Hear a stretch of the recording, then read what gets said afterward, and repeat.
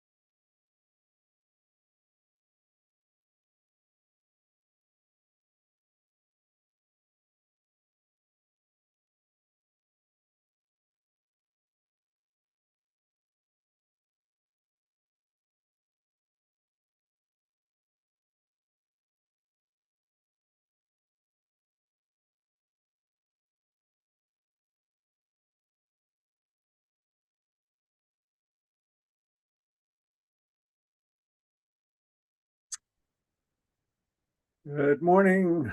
I'm Eric Blank. Today is September 24th, and this is the Commissioners' weekly meeting. Commissioner Gilman, any preliminary thoughts to share? Are you ready to approve the consent agenda? Good morning. I would vote to approve the consent agenda. Commissioner Plant? Morning, I would approve the consent agenda as well. I'll get that right within 4 years. 3 years in, you need some work. I would also vote to approve the consent agenda. I'm going to start out with number 10 under energy. It's a potential effort by trial staff to reach out to larger customers of public service company to better understand their concerns and issues.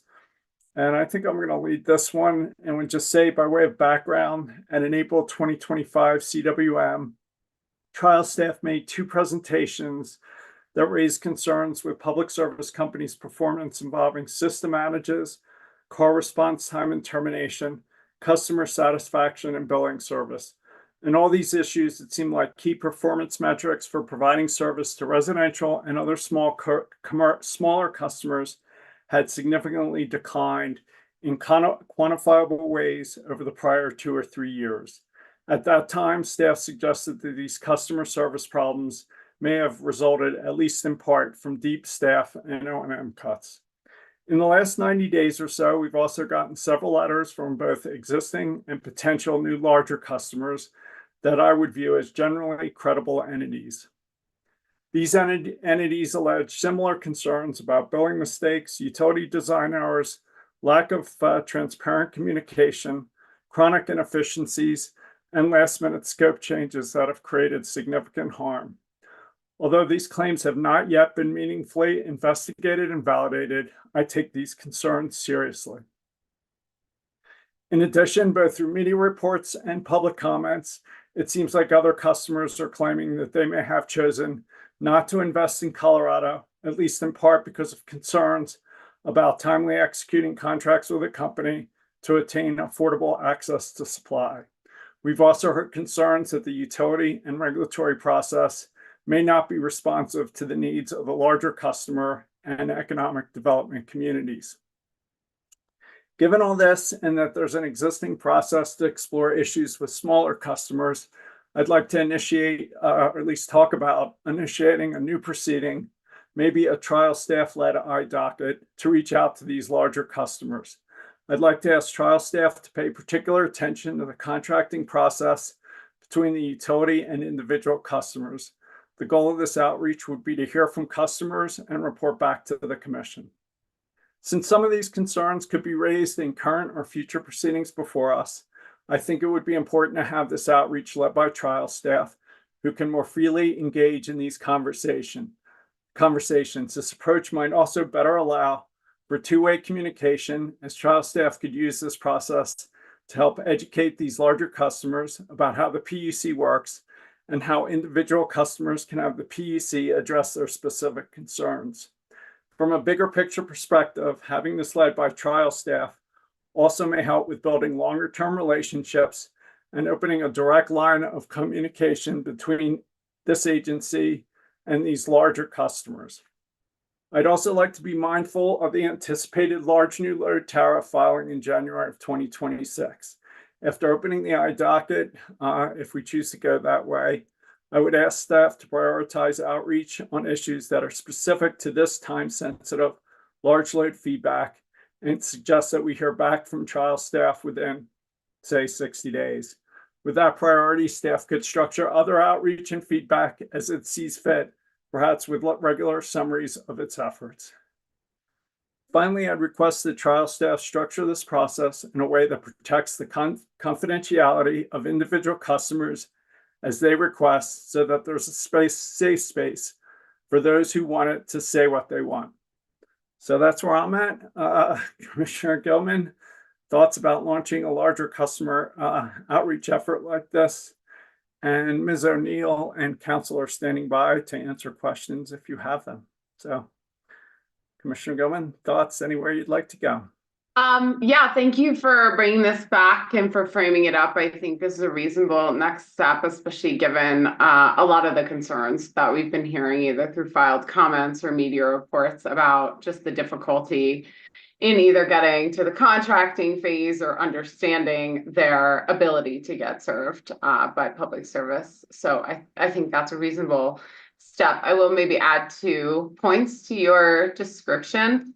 You describe them as large customers. I think there are a whole subset of non-customers that did not get to the point of being customers because these discussions or negotiations or understandings, like basic communication, kind of failed in these processes. At least that's what they've portrayed. So I would maybe just expand a little, and I know that might make it a little more nebulous to find these non-customers, right? But that's really the ultimate sign of failure, is that someone never even took service, even though they tried to develop a facility or expand a facility or do whatever. And so I would just expand the language a little to ensure that we're also really even specifically looking out for these cases where there was such a significant kind of breakdown or difficulty in process or communication or whatever it was that actually caused them to not even become customers. So that would be my So can I first just give you Yeah. some language? So could we say outreach to existing or potential new larger customers? Something like that? Yes, I don't know if they're still potential, right? They were potential. So it makes for awkward Right. language, but I think we get the point, and Miss O'Neill, Miss McLaughlin can wordsmith this, but I think that is really the apex of the concern there, is that people never even come on the system because of the difficulty here. So I just want to ensure that our lens is broad enough to get a view from those folks in terms of where did we see the most significant failures, I think could come from some of that. Also, I think it's reasonable that you talked about, especially kind of streamlining some of the communications that might have impacts for the large load tariff to be adjudicated beginning in January. I think that's reasonable. Perhaps just a personal point of interest.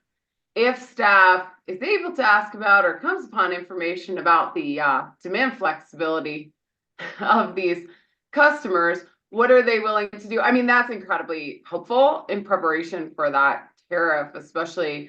I think, what we have is a lot of desire, especially here at the commission, in terms of optimizing costs on the system to ensure that, especially when large loads come on, they're as flexible as possible so that they're not adding to that kind of peak need of the system, which is what really drives investment and capital need. And we have very little insight into what the actual potential or interest is from those customers. So while I certainly would not characterize this as the main point or overriding kind of the main purpose, there is a lot to be learned here, and we just don't have an open line of communication to allow the commission to really understand the potential and the parameters, and just to any degree, like, is there interest here? Because I think that those are certainly aspects that could come into play with regard to the large load tariff in January, that are specific to large customers. I just say I strongly support both elements, both clarifying that it applies to potential and maybe no longer potential, either past or present new larger customers, and also with a particular focus on demand response and really load flexibility more broadly. Yeah, it's just, if we're reaching out to all those folks, this is critical to understand moving forward. So it just seems like a good opportunity not to be missed to better understand their actual potential interest, economic drivers, like what makes that happen, could just be part of a conversation to really enable us to better optimize the system and the tariff moving forward. Commissioner Plant? Yeah, I don't have too much to add. I think that's a great summary. Instructions to write what we mean rather than what we say, I think is a good addition. And also, I do think, I share your interest in really delving into the flexible nature or the percent of flexible nature of these large loads. I think that when, we first started hearing about particularly the data center loads on the system, the conventional wisdom is it's 24/7, it's not flexible at all. And that's, I think, the message that we received. But then, over time, what at least I've noticed is that there is increasing discussion among the data center companies and the people who are actually saying, that are also managing these companies and the kind of compute that they're engaged in and saying, well, it's not all 24/7, I mean, and there are ways that we can manage this load in different ways, whether it's the learning component of an AI data generator, data center, or or mixing with other data centers in different geographic locations and trading off basically the compute demands. It turns out that maybe there is a little bit more flexibility, and that's a really, really critical piece of data center approval because it means that, it can actually contribute to the functioning of our system as opposed to just being an additional load. And so I think that that's a really important component. And, I think that I think that the proposal to have um, this proceeding, or I guess, is it an M docket or an I docket? I don't know I if think you've it would be an eye docket. I docket. It's really important to, trying to get some clear information out there because I think there has been some misunderstandings and misinformation that's been shared among, different people as we've gone through this last proceeding, and I think that this would help to clear up what our rules are and how we're approaching this and the ways in which we can make them better, coming directly from the customers or potential customers or one-time potential customers, as we might define it. So, So, thank you. I just one thing, and I'll turn back to you, Commissioner Gumman.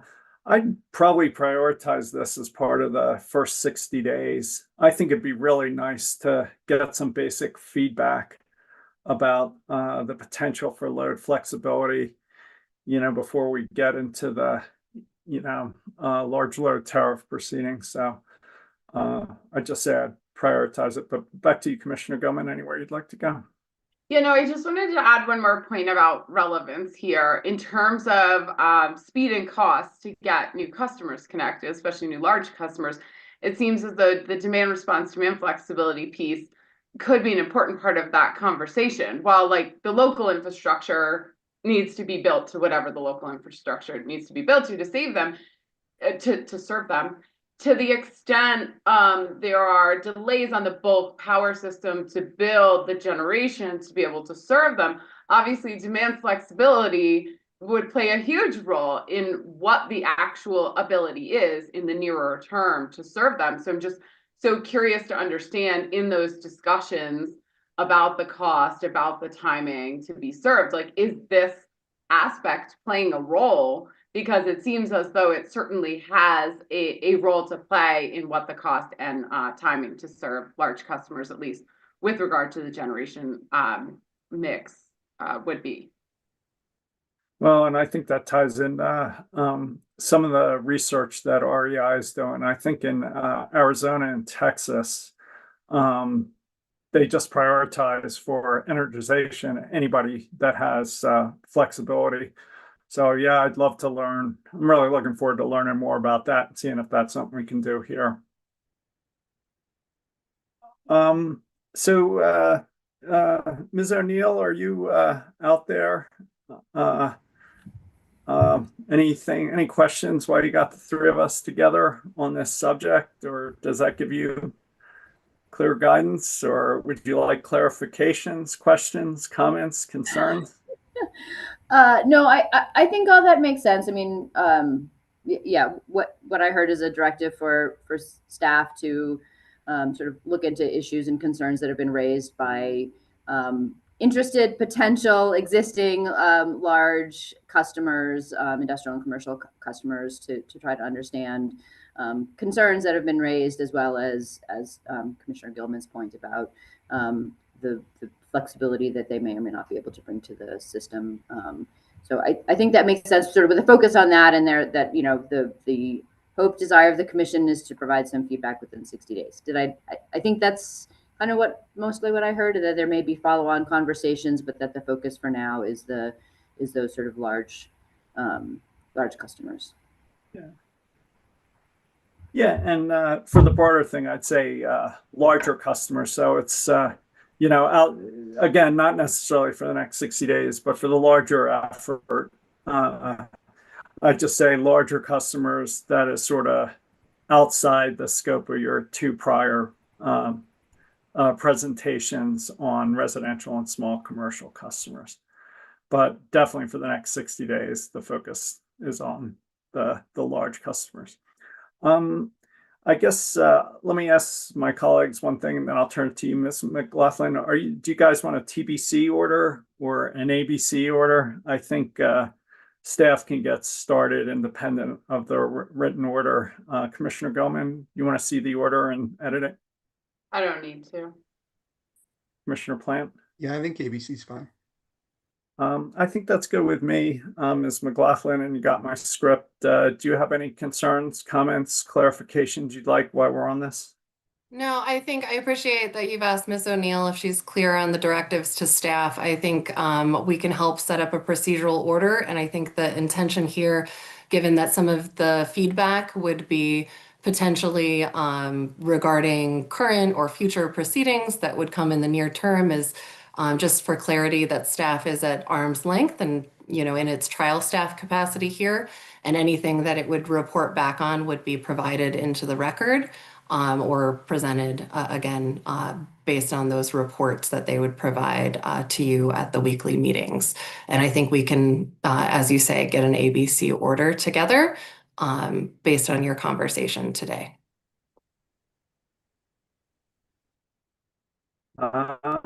Thank you.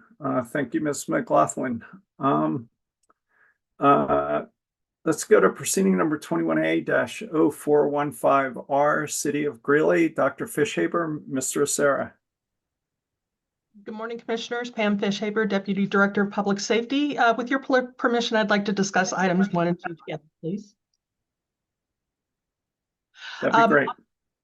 On August 8th, Greeley filed some approvals of updated final plans for their deadlines from the UP actions, which was motion, and then they amended those on August 15th, making some corrections to their original motions.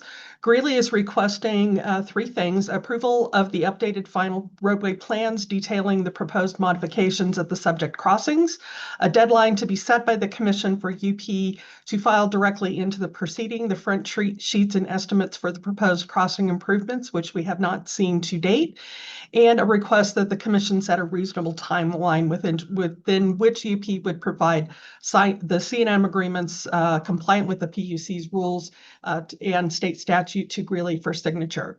Greeley did confer with UP on this, and UP objects to the relief that is being sought by Greeley. So I provided you with some information about what we've seen over the last 2 years.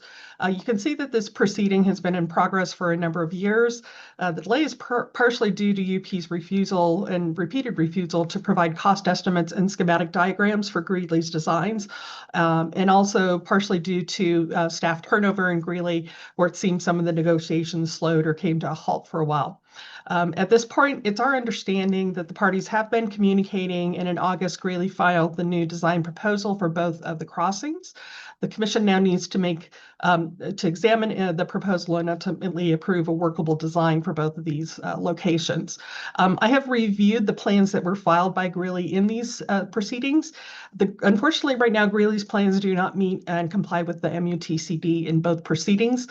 Specifically, at the 8th Street crossing, the medians at which the flashing light signals are proposed to be installed are too narrow to meet the MUTCD requirements.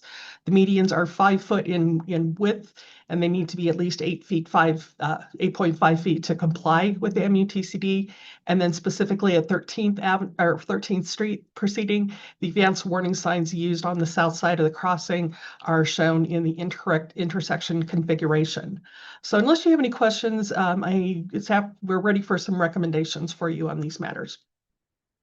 No, we'd welcome a recommendation.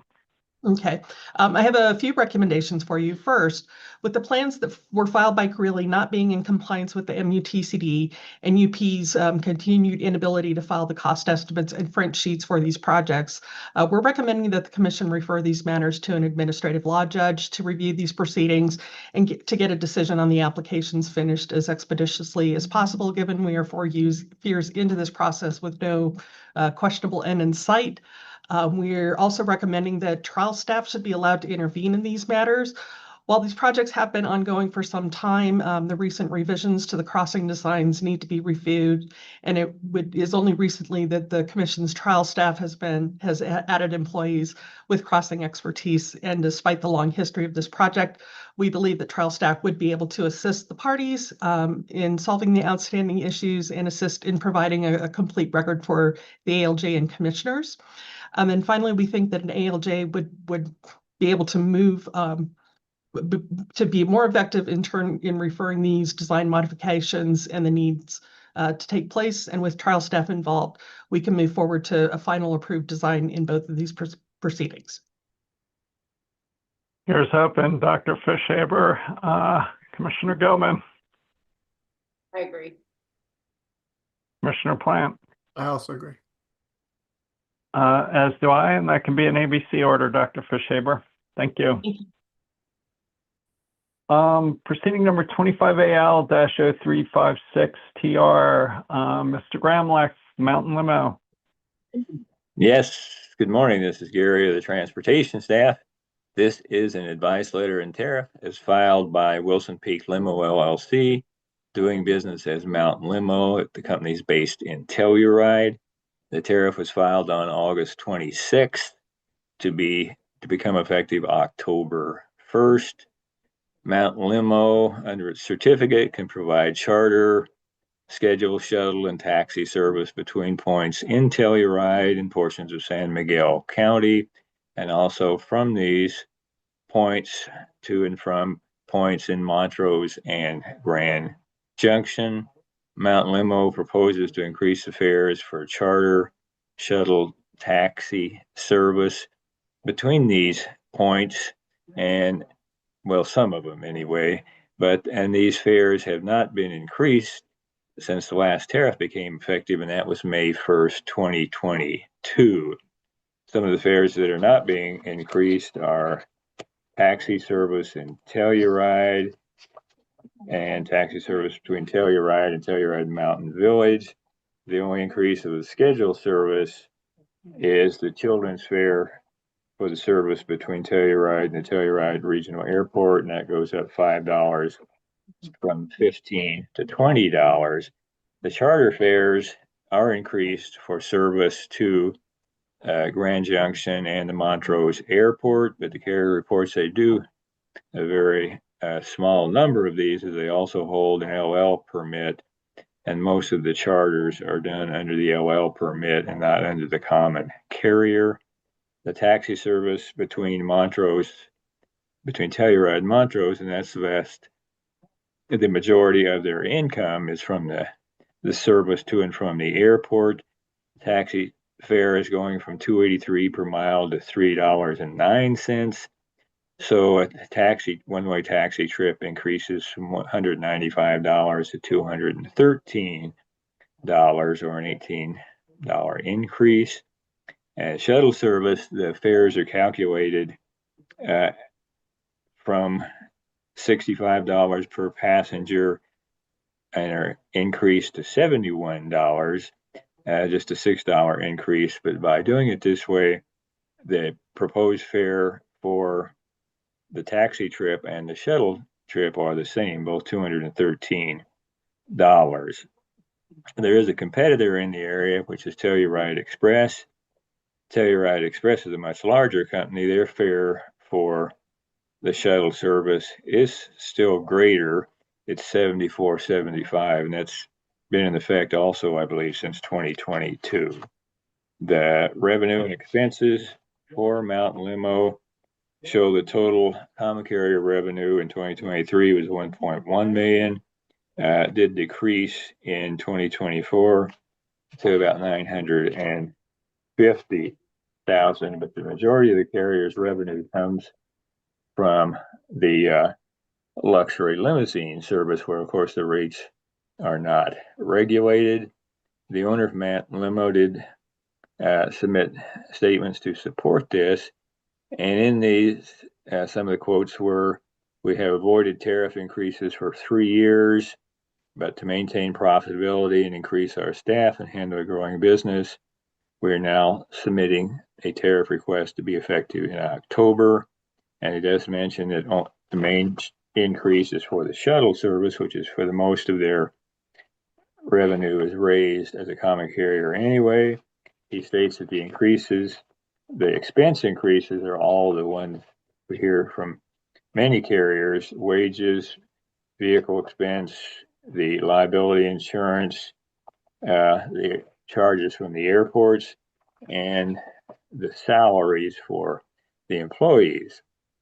As he mentioned before, he says, "We expect our passenger traffic to remain relatively flat in 2025, to be pretty much the same as 2024, partially because both Uber and Lyft have begun offering rides in the Telluride area to and from the airports.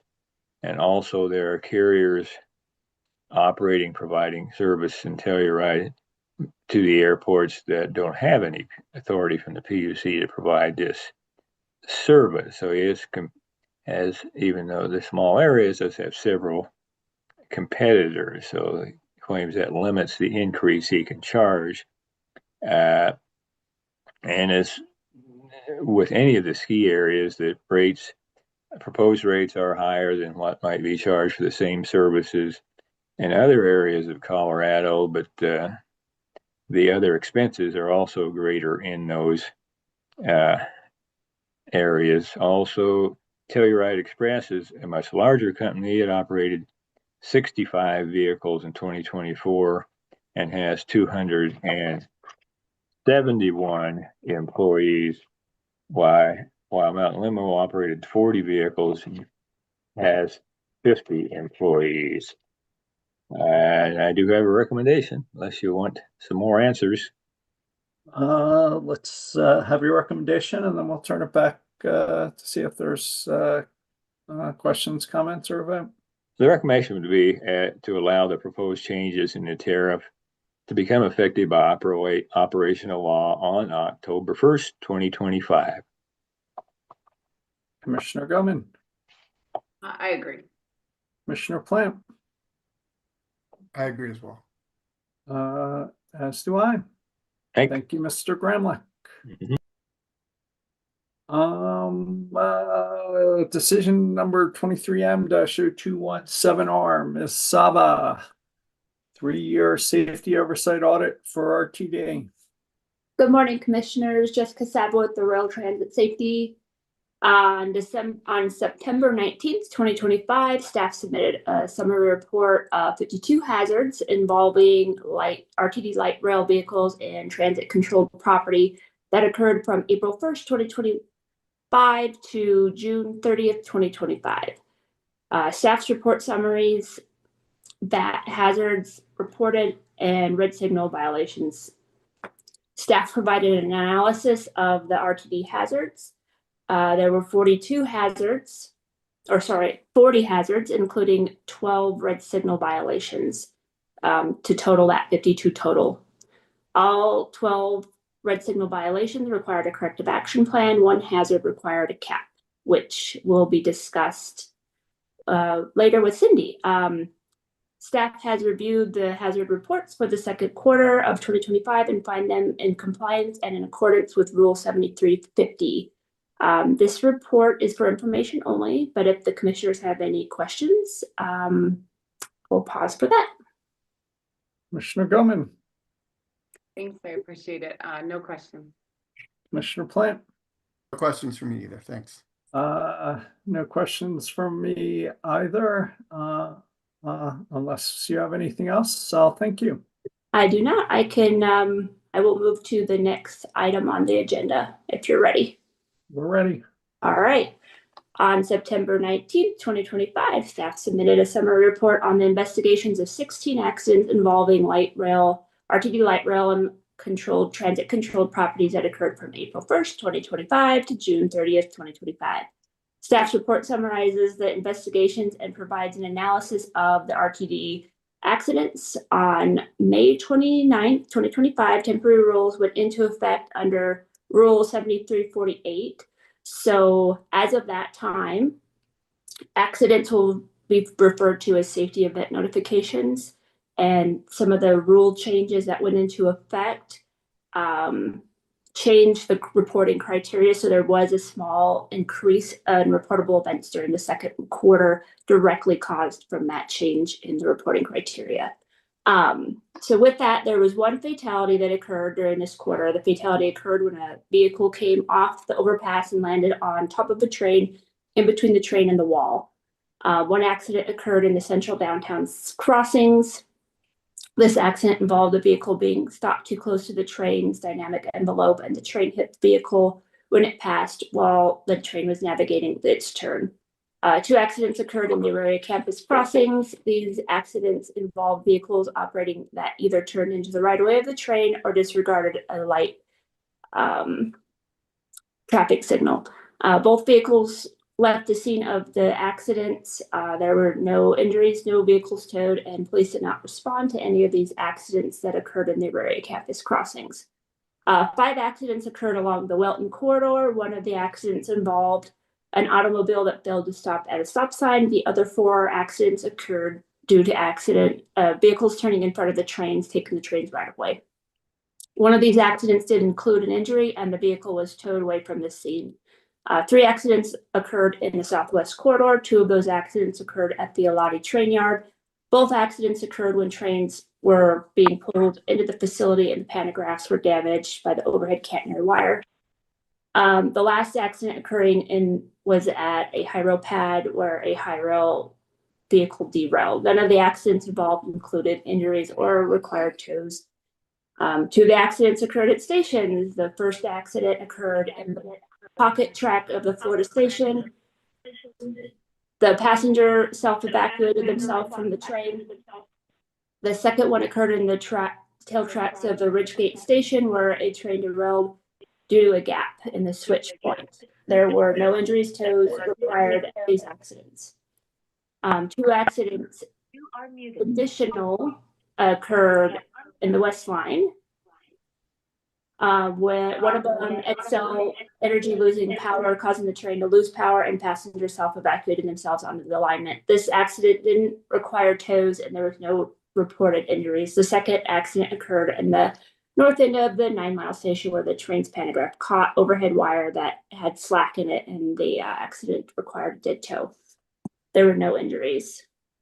Staff has reviewed the accident reported for the second quarter of 2025 and finds they have been completed in accordance with 7349. I could pause for questions, or I can move to the recommendation. If you can give us your recommendation, that'd be great. Thank you. Staff recommends that the commission formally adopt the investigation report submitted by the Regional Transportation District. Commissioner Gellman. I agree. Commissioner Plant. I also agree. As do I. Thank you. Anything else, Ms. Saba? I have nothing else. Thank you very much. And that can be an ABC order. So thank you. Thank you. I have, the last one's Ms. Terry. Back to you. Yep, it's me. Good morning, commissioners. This is Cindy Rose Terry, State Safety Oversight Engineer, Rail Transit Safety Section. I will present the second quarter Corrective Action Plan CAP summary report that resulted from safety event investigations, audits, and/or hazard analysis. The staff report summarizes 3 new CAPs for commission approval for monitoring to closure and recommends closure of 15 existing open caps. The first new cap resulted from a hazard that occurred on May 12, like Jessica said, and the hazard involved 2 trains that lost overhead catenary system power and contact wire failure. There were no injuries reported. The second new cap also resulted from a hazard that occurred on May 31st when a train was flagged into a track already occupied by another train. There was no collision or injuries. The third new cap resulted from a safety event that occurred on June 8th when an LRV derailed due to a switch that was bypassed by the control center, causing it to misalign. No injuries were reported. The staff confirmed completion of the required elements for the 3 open caps, Cap 1512-2025, Cap 1531-2025, and Cap 10608-2025 through discussions with RTD safety personnel and documentation review. Unless there are any questions, I will proceed with the staff's recommendation. We welcome the recommendation. We recommend that the commission approve the monitoring to closure of the 3 new caps and approve closure of the 15 existing open caps listed in the cap summary report. Commissioner Gelman, I agree. Commissioner Plant, I also agree. as do I, and that can be an ABC order. So thank you, Ms. Terry. Thank you. Back to you, Dr. Fishaber, wayside detector systems and reporting rules. Good morning, Commissioners. I'm still Pam Fishaber and still the Deputy Director of Public Safety. This morning, we're coming to you with a request for a notice of proposed rulemaking to implement the wayside detector system and obstructions at public crossing requirements from House Bill 24-1030, specifically adding new rules 7331, 7332, and 7333 to cover the wayside detector reporting and obstruction at public crossings reportings. The new definitions that are being added currently are in rules under various temporary rulemakings. We're looking to permanently add the statutory definitions for defect, for a dragging equipment detector. There is one statutory definition for a hot bearings detector that includes a discussion of overheating train axles. However, in working with the stakeholder committee, we discovered that the axle detection is actually something that is equipment that is on the train and is not to the side as a hot box detector. So to cure that issue, we've added a definition for a hot axle box detector, and we've taken the word axle out of the hot bearings detectors. And then we've also added statutory definitions for mainline, for railroad and siding, train, and then wayside detector systems. Under the wayside detector systems and reports, we are permanently codifying what we had in the temporary rules in terms of the types of wayside detector systems that are to be reported, the rules that they're required to report the general locations, the general spacing of the wayside detectors, descriptions of how each of their wayside detector systems operate and how they promote railroad safety. And also to provide a process by which each of the detectors are managed in order to provide notice to train operators that there are any issues, and the types of wayside detectors that are operational for the previous year. The rule also requires plans on any improvements that the railroads, specifically the Class 1s, BNSF, and Union Pacific, are required to what they're going to do to improve wayside detector systems or any additional technology that they're looking to provide over the years. The new parts that are being added as part of the NOPRs are the obstructions of public crossings and reports. In terms of the information that was provided in the House bill, it was specifically looking at how we can try to lessen the number of blocked crossings. So what we have proposed is providing a definition of what an obstructed crossing or a blocked crossing is. defining specifically what constitutes an emergency situation, providing the information in the statute on what an emergency vehicle is defined at, providing rules discussing how railroads with trains or equipment operating on main lines or sidings should operate these in such a manner as to minimize the obstruction of emergency vehicle access to highway rail crossings, promoting safety and public safety in Colorado. We cannot. We are federally preempted from telling railroads that they can't block crossings, but the legislation is asking the railroads to operate in such a manner as to try to lessen the number of blocked crossings. It implements what the state of Colorado, the legislature, is requesting. The rule is discussing that emergency vehicles that are responding to emergency situations, how they are supposed to approach the trains to give warning, either through the sounding of sirens, flashing lights, waving flags, or any other warning type like that is sufficient to attract the attention of the train crew to try to break any sort of train that may be blocking a crossing to allow those emergency vehicles to pass. We've also put in that rule that emergency vehicles should also look at contacting the dispatch center, which is they can get that information off the blue emergency notification sign that's posted on each side of a crossing and gives that 1-800 telephone number, which allows them to directly discuss with the railroad's control center to try to proceed with that process. The rule also discusses that it does take typically a minimum of about 30 minutes to separate a train because of all the federal rules that are required. So trying to encourage emergency vehicles that if they can find alternate routes that would get them to the location in less than 30 minutes, that they should keep that in mind as well.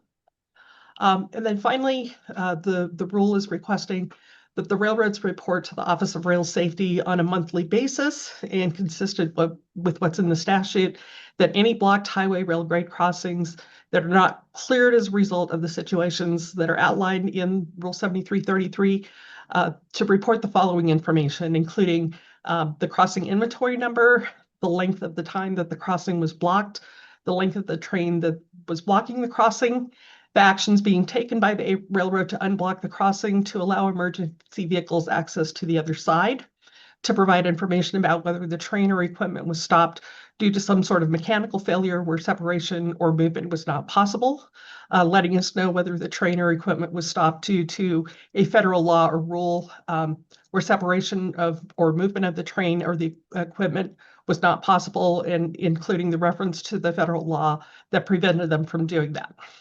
Now, the railroads are already reporting to this information within 30 days to the FRA under FRA Form 6180.277. So the information we're asking is just a small subset of that. And it also allows us to match up what we're getting reported from the Department of Public Safety, which under the statute, they shall and emergency vehicle operators may report to the Office of Rail Safety the details of any event where an emergency vehicle was stopped or delayed by a train. So we can match up what's being reported from the Department of Public Safety and what's being reported from the railroads to more accurately let the Commission know what's happening, and the report that we're required to provide February 1st to the House and Senate Transportation Committees. So unless you have any questions, I am ready for a recommendation. We'd welcome the recommendation. Staff would recommend that the Commission open a notice of proposed rulemaking to implement the specific parts of House Bill 24-1030 to implement wayside detector reports and obstructed public crossing reporting. Commissioner Gilman. I agree. Commissioner Plant. I also agree. As do I, and that can be an ABC decision, opening the rulemaking, issuing an OPR, proposing the rules, and referring it to an ALJ. Thank you, Dr. Fishhaber. Thank you, Commissioners. Mr. Branson, a miscellaneous proceeding for the receipt of documents relating to 988 surcharges. Yes, good morning, Mr. Chairman and Commissioners. Title 27, Article 64, Section 103 of Colorado Revised Statutes requires the 988 Crisis Hotline Enterprise Board to establish, in collaboration with the Public Utilities Commission, a 988 surcharge not to exceed 30 cents per 988 access connection per month, and a prepaid wireless 988 rate not to exceed 30 cents per prepaid wireless telecommunications service transaction. This rate must be established by October 1 of each year to become effective on January 1. Following the process established over the years since the creation of the enterprise, Commission staff received a memo on August 28, 2025 from the 988 Enterprise outlining their budgetary requirement of $30,346,872 for calendar year 2026. The 988 Enterprise projects a fund balance at the end of December 2025 of $6,449,050. Thus, the memo requested a recommendation from the Commission for an appropriate surcharge rate to set for calendar year 2026 in order to raise the remaining $23,897,822 necessary to meet their budgetary needs. Specifically, the board states in its memo that the enterprise would fund operations of Colorado 988 Contact Center, including infrastructure and capacity to ensure trained specialists and care coordination resources are available to respond to 988 calls, texts, and chats. B, crisis vendors to provide crisis outreach, stabilization, acute care, and marketing for the 988 crisis hotline. And C, the administrative services required to conduct the affairs of the enterprise. A more detailed breakdown of the enterprise's costs was included in the memo, and comparing the memo to the one we received from the enterprise in 2024, the projected costs to be paid by the enterprise are about $10 million higher than what they projected in 2025. The primary driver of the increase in cost is a doubling of the costs related to operating the 988 call center from about $11 million to over $22 million, and a much lower starting balance projected for the beginning of 2026 than what the enterprise projected for the beginning of 2025. Based on staff calculations, the rates necessary to meet the board's stated needs for 2026 is 30 cents per line per month for the 988 enterprise fee and 30 cents per transaction for the prepaid 988 enterprise fee.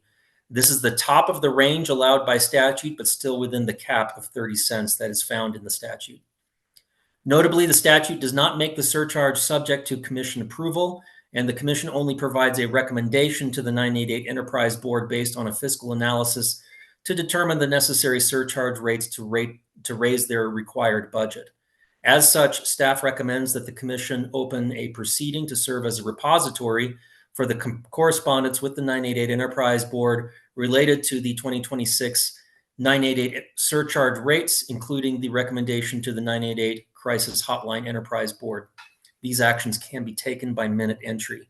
And with that, I will pause for your questions or for your vote. Commissioner Goman, boy, it's a big increase. Yeah, thanks, Mr. Branson, and appreciate meeting with you to discuss the increase. And while unfortunate, it sounds like this will actually allow them to have a vendor staffed up in order to perform the work, which is of critical importance, of course, for this work to timely answer the calls coming into the 988 hotline. So yeah, while an unfortunate increase seems to be necessary in order to provide the service. So I agree with your recommendation. Commissioner Plant. Yeah, similar. I also agree. I think, there's been that the wait times that were previously experienced were just unacceptable. And so the need to go to a new vendor is absolutely essential, and it's within the 30-cent cap. And so I would approve it. As would I, and that can be an ABC decision opening the miscellaneous proceeding, submitting the surcharge memo, and setting the 988 surcharge for 2026. So thank you, Mr. Branson. And just one note on that, there will not be a decision since all we need to do is open the repository. That can be done by minute entry. Okay. Thank you. Thank you. Proceeding number 25M-0200T. Ms. Ray, Ms. Ruitt. Good morning, Commissioners. Megan Ruette with your telecom staff, joined by Gladys Ray. Docket number 25M-0200T is a repository docket opened on May 15th, 2025, with decision number C250385 to determine whether eligible telecommunication carriers, ETCs, have met the requirements for commission certification. These ETC carriers must be certified with the Federal Communications Commission, FCC, and the Universal Service Administrative Company, USAC, by the PUC to continue to receive federal universal service funding and lifeline support. States must certify ETC designations to the FCC and USAC by October 1st, 2025. This certification is accomplished with a letter from the Commission Director to the Secretary of the FCC and the Administrator of USAC. Absent timely certification from the PUC, ETCs will not continue to receive support. Staff has reviewed the reports filed by ETCs in the proceeding to ensure that they meet the requirements included in decision number C25-0385. The PUC, in its order, stated that a copy of Form 481 filed with the FCC shall also be filed with the PUC and would satisfy the requirements in Rule 2187G, along with the amount of federal universal service funding for high-cost support received through June 2025, an affidavit attesting to the facts that all information provided is true and correct, documentation that the carrier offers and advertises the rate and availability of basic universal service, lifeline, and link-up programs throughout Colorado where the carrier has been designated as an ETC, certification that the ETC is able to function in emergency situations, and a certification that the ETC is complying with the applicable service quality standards and consumer protection rules. Staff also reviewed company-specific financial information from the 2024 annual reports filed with the PUC by some ETCs. This information included general support expenses, operating taxes, network operation expenses, and corporate operating expenses to ensure the proper use of federal universal service support received by the ETC in 2025 and its planned utilization in 2026 to facilitate service provision, including investment and maintenance. I can pause for any questions or provide a recommendation. Now, if you can give us a recommendation, that'd be great. Staff recommends that the Commission approve the letter to be sent under the Director's signature to the Federal Communications Commission, FCC, and the Universal Service Administrative Company, USAC, to certify all the listed rural and non-rural local exchange carriers and lifeline-only ETCs to continue to receive federal universal service support. Commissioner Goldman. Thank you. I agree. Commissioner Plant. I agree as well. As do I. Thank you, Ms. Ruette.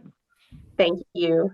Proceeding number 25M-0323T. I assume you're still Mr. Branson. I am, and I am back. On August 1st, 2025, the Commission issued a decision initiating this proceeding to set certain rates, a threshold, and distribution rates for 911 funds to meet the statutory deadline of October 1st, as found in several sections of Title 29, Article 11 of Colorado Revised Statutes. The decision contained initial recommendations from Commission staff regarding the actions that the statute requires. Interested parties were encouraged to submit comments on the initial proposals and/or file interventions. One motion for intervention was received from, Quest Corporation, doing business as CenturyLink QC, which also does business as its parent company, Lumen Technologies. In its motion, CenturyLink demonstrated a pecuniary and tangible interest in the proceeding that would not otherwise be adequately represented. Comments were received from CenturyLink. Additionally, comments were received from the Colorado Council Authorities, also known as CCOA, the City of Aurora, and Denver 911. Those additional entities did not intervene in the proceeding, but their comments are considered and addressed in the draft decision before you today. I will now discuss the initial proposals, comments received, and the actions recommended by advisors for the various rates and distribution formula that are required to be addressed in this proceeding. First, the opening decision proposed a local emergency telephone charge threshold of $2.17 per 911 access connection per month, an increase of 5 cents over this year's threshold. 911 governing bodies have the statutory authority to set their local emergency telephone charge rates up to the threshold established by the Commission without filing an application with the Commission. ETC rates above the threshold require an application to be filed and approved by the Commission prior to taking effect. Statute requires that the Commission consider inflation when setting this threshold annually, which accounts for the proposed increase discussed today. CCOA and Aurora both were supportive of this threshold, and no other comments on the issue were received. Second, the opening decision proposed a state 911 surcharge rate of 15 cents per 911 access connection per month. Per statute, the rate must be, quote, reasonably calculated to meet the needs of governing bodies to pay for basic emergency service and provide emergency telephone service, and must take into account the amount of the 911 enterprise fee. And additionally, the statute implies that the purpose of the surcharge is to reimburse 911 governing bodies for the cost of purchasing concurrent sessions, which are lines for delivery of 911 calls from the basic emergency service provider. The proposed rate was calculated to cover the costs paid by local 911 agencies for tariff services in the basic emergency service tariff, and included the rate of the 911 service enterprise fee, but the Commission also encouraged comments on what other factors should be considered. Two suggestions were made by commenters. First, CCOA proposed that to set the surcharge amount at 18 cents to account for anticipated tariff amendments by CenturyLink adding new services, and CenturyLink advised of their intention to file two separate tariff amendments adding new services and provided pricing. It should be noted that CenturyLink has filed a tariff amendment for the addition of one new service, but has not yet filed the amendment for the other new services. Taking into account the recently filed tariff amendment for GIS routing to be added to the tariff, advisors recommend establishing a state 911 surcharge fee of 16 cents for calendar year 2026. Third, statute prescribes that the Commission will set a per transaction prepaid wireless 911 charge rate equal to the average of the local emergency telephone charges across the state, plus the state 911 surcharge being adopted for the following year. At the time of the opening of this proceeding, the amount of the rate was $2.22. This is the amount of the average of the local emergency telephone charges. The Commission adopts a state 911 surcharge rate of 16 cents if following the recommendation. However, this will need to be adjusted to $2.23 for the threshold for 2026. Commenters noted the additional adjustment to $2.23 is required by statute if the Commission adopts the 16-cent 911 surcharge rate. Finally, we attached two proposed lists of distribution percentages as required by statute, one for the distribution of the 911 surcharge revenues to local agencies, and one for the distribution of prepaid wireless 911 charge revenues to local agencies. The method for calculating both lists is prescribed in the statute, and no commenters challenge the Commission's methodology. Commission staff recommends adjusting the initial proposed distribution list to accommodate the following items that were brought to the Commission's attention via comments. First, the City of Aurora advised that it is entering into an agreement with Buckley Space Force Base to pay for Buckley's 2 concurrent sessions, and asked that those sessions be added to Aurora's list of concurrent sessions for reimbursement purposes. Second, Denver 911 advised its intention to reduce the number of concurrent sessions that it is purchasing from CenturyLink from 100 to 75. These changes necessitated changes to Attachment A, an amended version of which is included in the draft decision. So for the reasons discussed, the draft decision before you today would do the following: grant the motion for intervention by CenturyLink and adopt the following rates, thresholds, and distribution schedules effective January 1, 2026.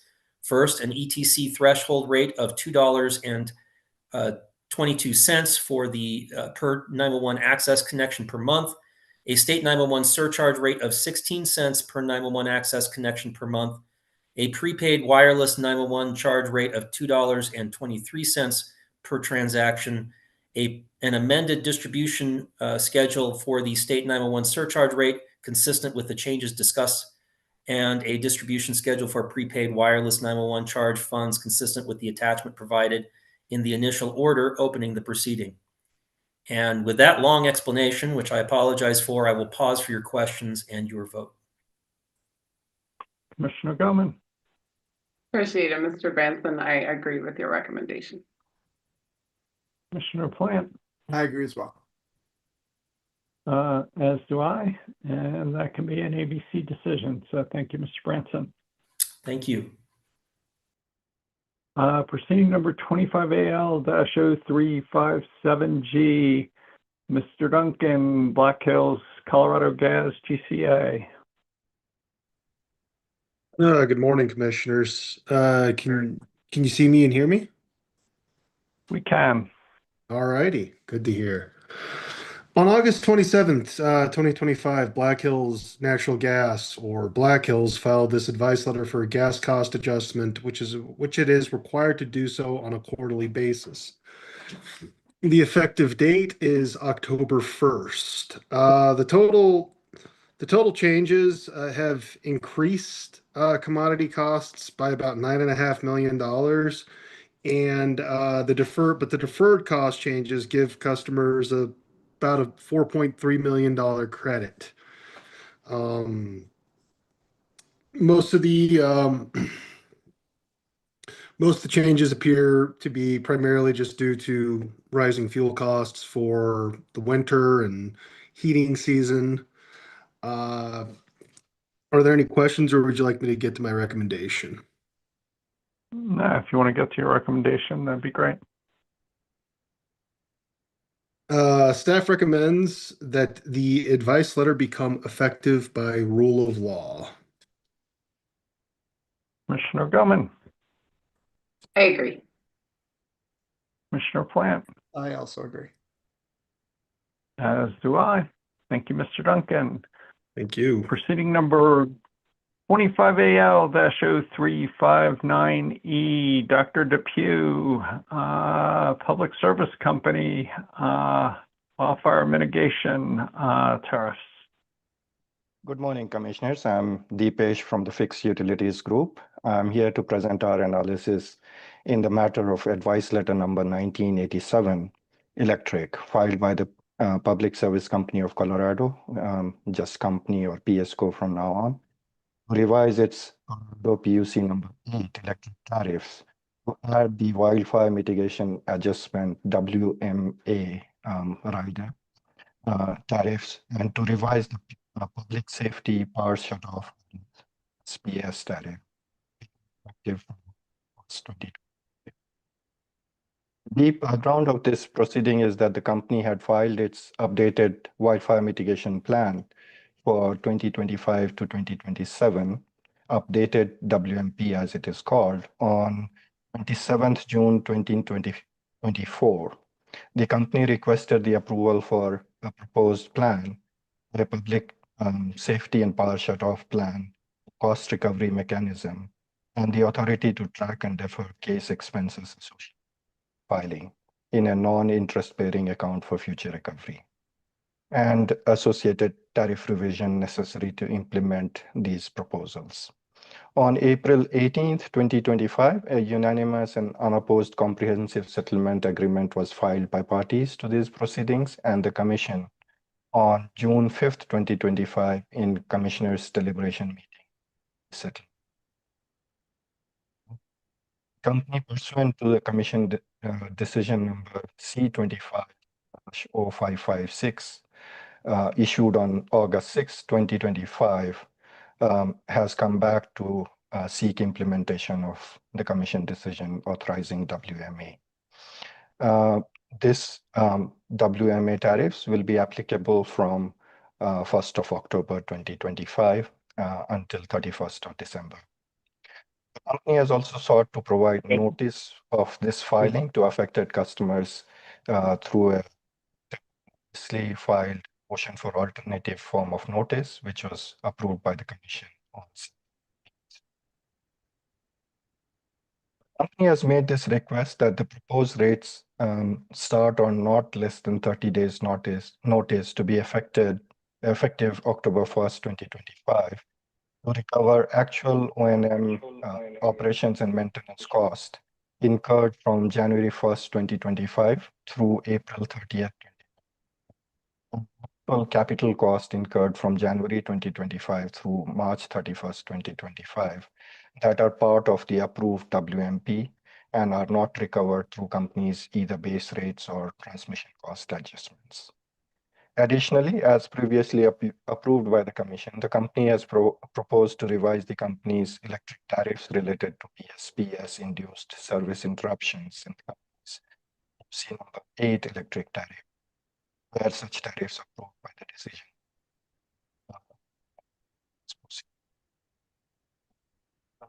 Revenue requirements presented in this advice letter is about 7.21 millions, which includes capital cost plus a deferred balance.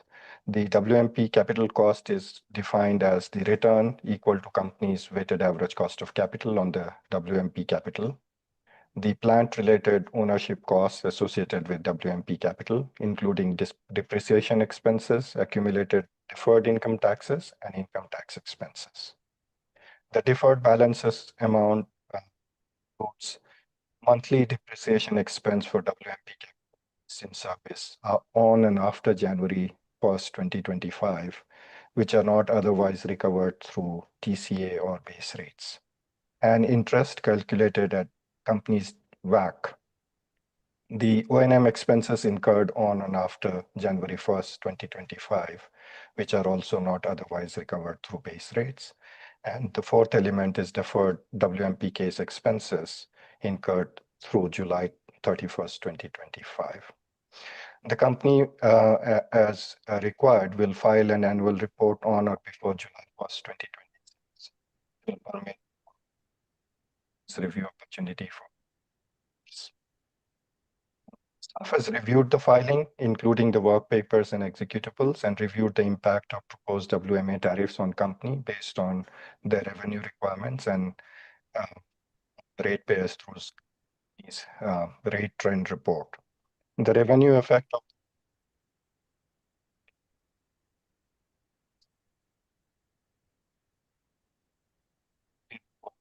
I just lost his audio. Are you guys hearing him? Yeah, it's fading in and out for me too. I think I've lost them. Can you hear me now? We can hear you now. Maybe hold that up to your mouth. I think it's losing. I'm not sure where I should start again. No, don't go backwards. Why don't you just give us your recommendation? Yeah, the staff has having reviewed the executables and work papers, and also the impact, which is 0.093% on the residential customers, recommends that the Commission takes no action and approves the new WMA tariffs and allows the advice letter to go into effect by operation of law. Commissioner Gumman. Thanks, Mr. DePoo. Appreciate it. I agree with your recommendation. Commissioner Plant. Thanks. I agree as well. As do I. Thank you, Mr. DePue. 25AL-0361E. Mr. Rivera Lugo.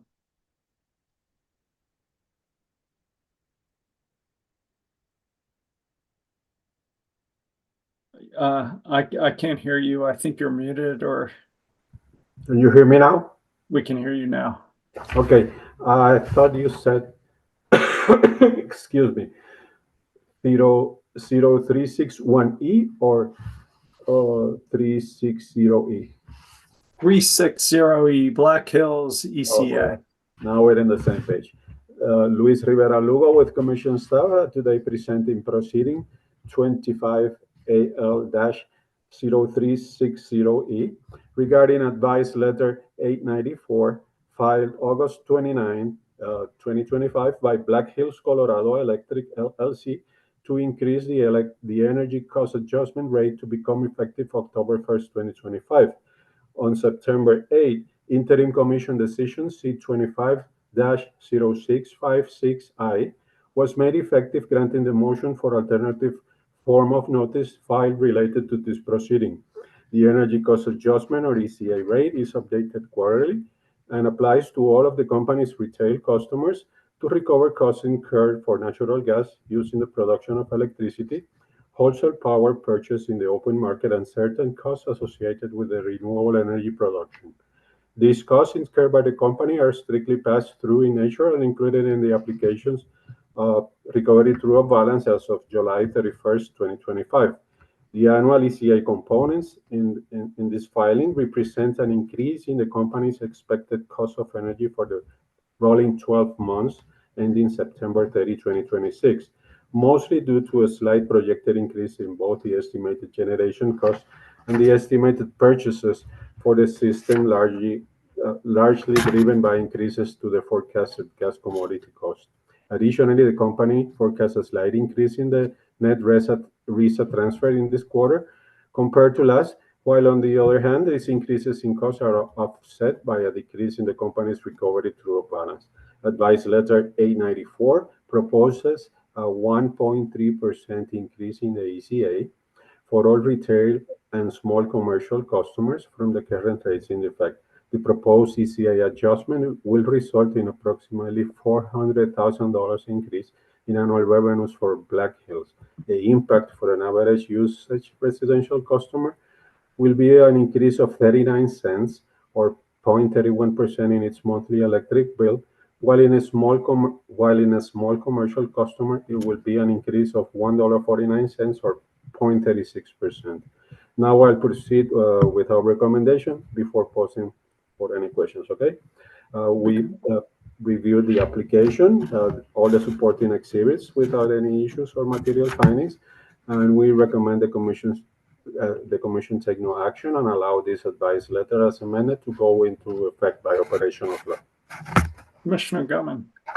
I agree. Commissioner Plant. I also agree. As do I. 25AL-0361E, Public Service Company ECA. Okay, now it's its turn. Me again presenting proceeding 25AL-0361E concerning advice letter number 1988 Electric, filed August 29, 2025 by Public Service Company of Colorado to update its quarterly electric commodity adjustment or ECA applicable to all electric base rate schedules effective of October 1st, 2025. The ECA factors will increase from those currently in effect, as I'll now explain. Contemporaneously with this advice letter, the company filed a motion for an alternative form of notice, which was duly approved by Interim Commission Decision C25-0657I, effective September 9, 2025. Public Service also concurrently filed a motion for partial and temporary variance to tariff sheet number 143B and decision number C24-0883 to allow it to update the on-peak to off-peak price and energy ratios for some ECA customers pursuant to decision number C25-0415 in the toll change proceeding. There is no bill impact for the average customer associated with the toll changes that will occur during the fourth quarter. The quarterly ECA adjustment reflects updated fuel purchase, energy, and wheeling costs projected for the period from October 1st through December 31st, 2025, the related ECA deferred account balance as of July 31st, and some 9 other formula components that are commission approved. Pursuant to the settlement agreement approved by Commission Decision R20-0108, the company includes as part of its quarterly ECA filings certain additional operational system reports to assist the Commission in its monitoring of its transition to a more renewable and less fossil-based generation fleet. As usual, this information is contained in Exhibit number 10 to PSCo's filing. Public Service is requesting the ECA factors for the fourth quarter of 2025 to be increased 3.9% from the current residential rate. The average residential customer's monthly bill will increase by 0.78% or 76 cents. For small commercial customers, PSCo is requesting the ECA factors for the fourth quarter to be increased 7.2%. The average small commercial customer bill will increase by 1.72% or $2.18, all of which translates into a projected increase of approximately $15 million in Public Services 2025 revenues. Again, I will now proceed with my recommendation unless you have any questions. Nope. Staff has reviewed the advice letter, the accompanying tariffs, and its supporting work papers with no material issues found, and we recommend the Commission take no further action to allow the advice letter to go into effect by operational law, and that the accompanying motion for partial and temporary waiver be duly approved through an ABC order. Commissioner Goman, I agree.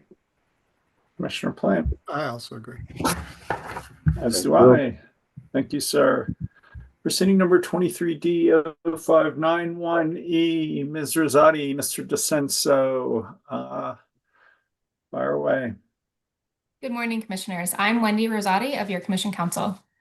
On December 4th, 2023, the Colorado Communication and Utilities Alliance, the town of Morrison, and the cities of Arvada, Aurora, Centennial, North Glen, and Wheat Ridge filed a petition for declaratory order initiating this proceeding.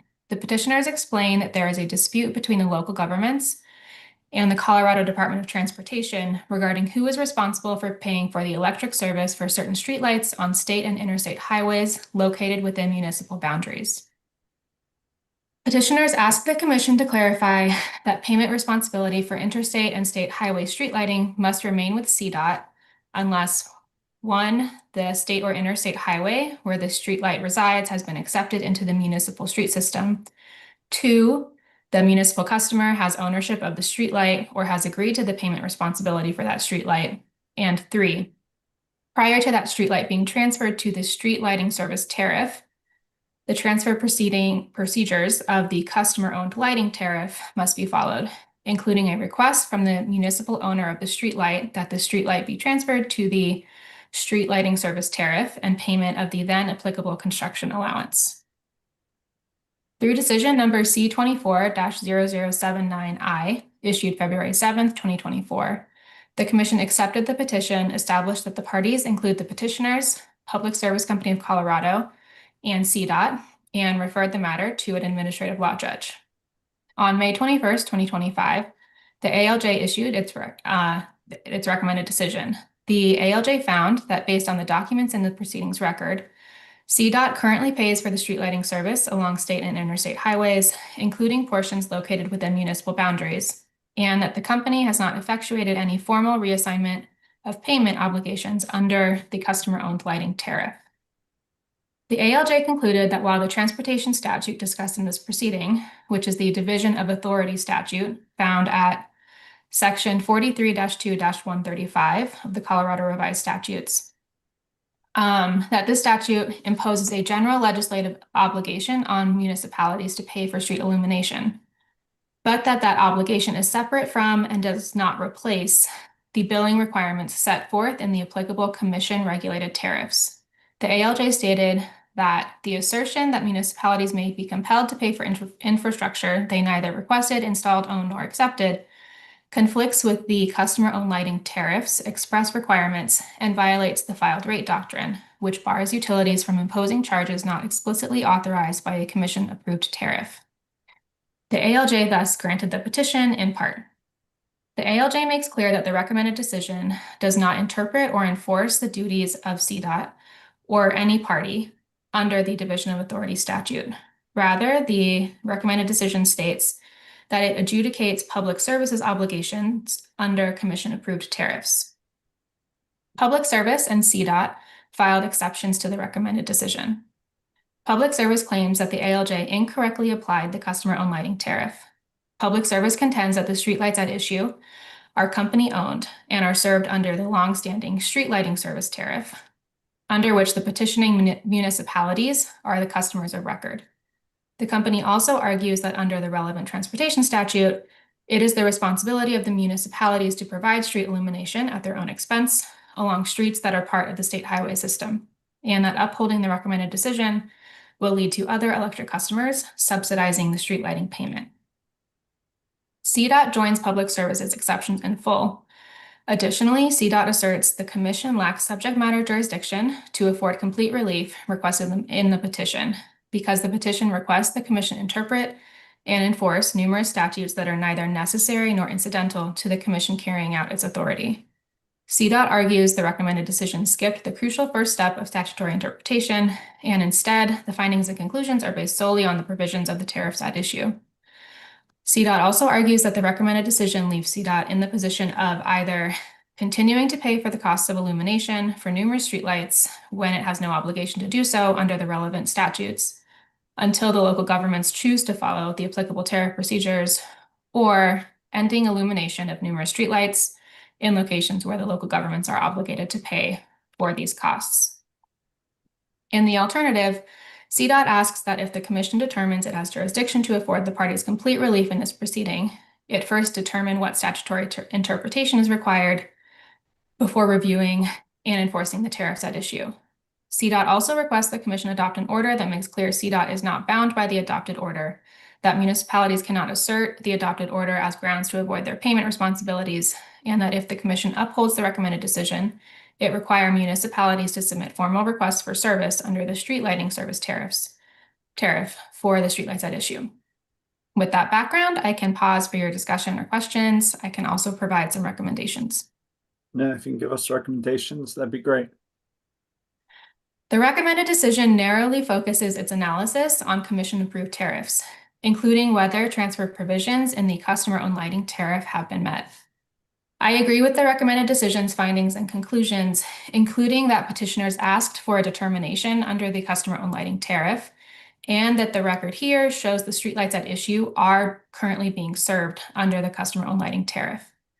I also agree with the recommended decision's determination that the transfer provisions in the customer-owned lighting tariff have not been met. The recommended decision appropriately focuses on Commission-approved tariffs and does not enforce or implement the Division of Authority statute. Additionally, the recommended decision's narrow determinations do not preclude CDOT or Public Service from making further filings if needed.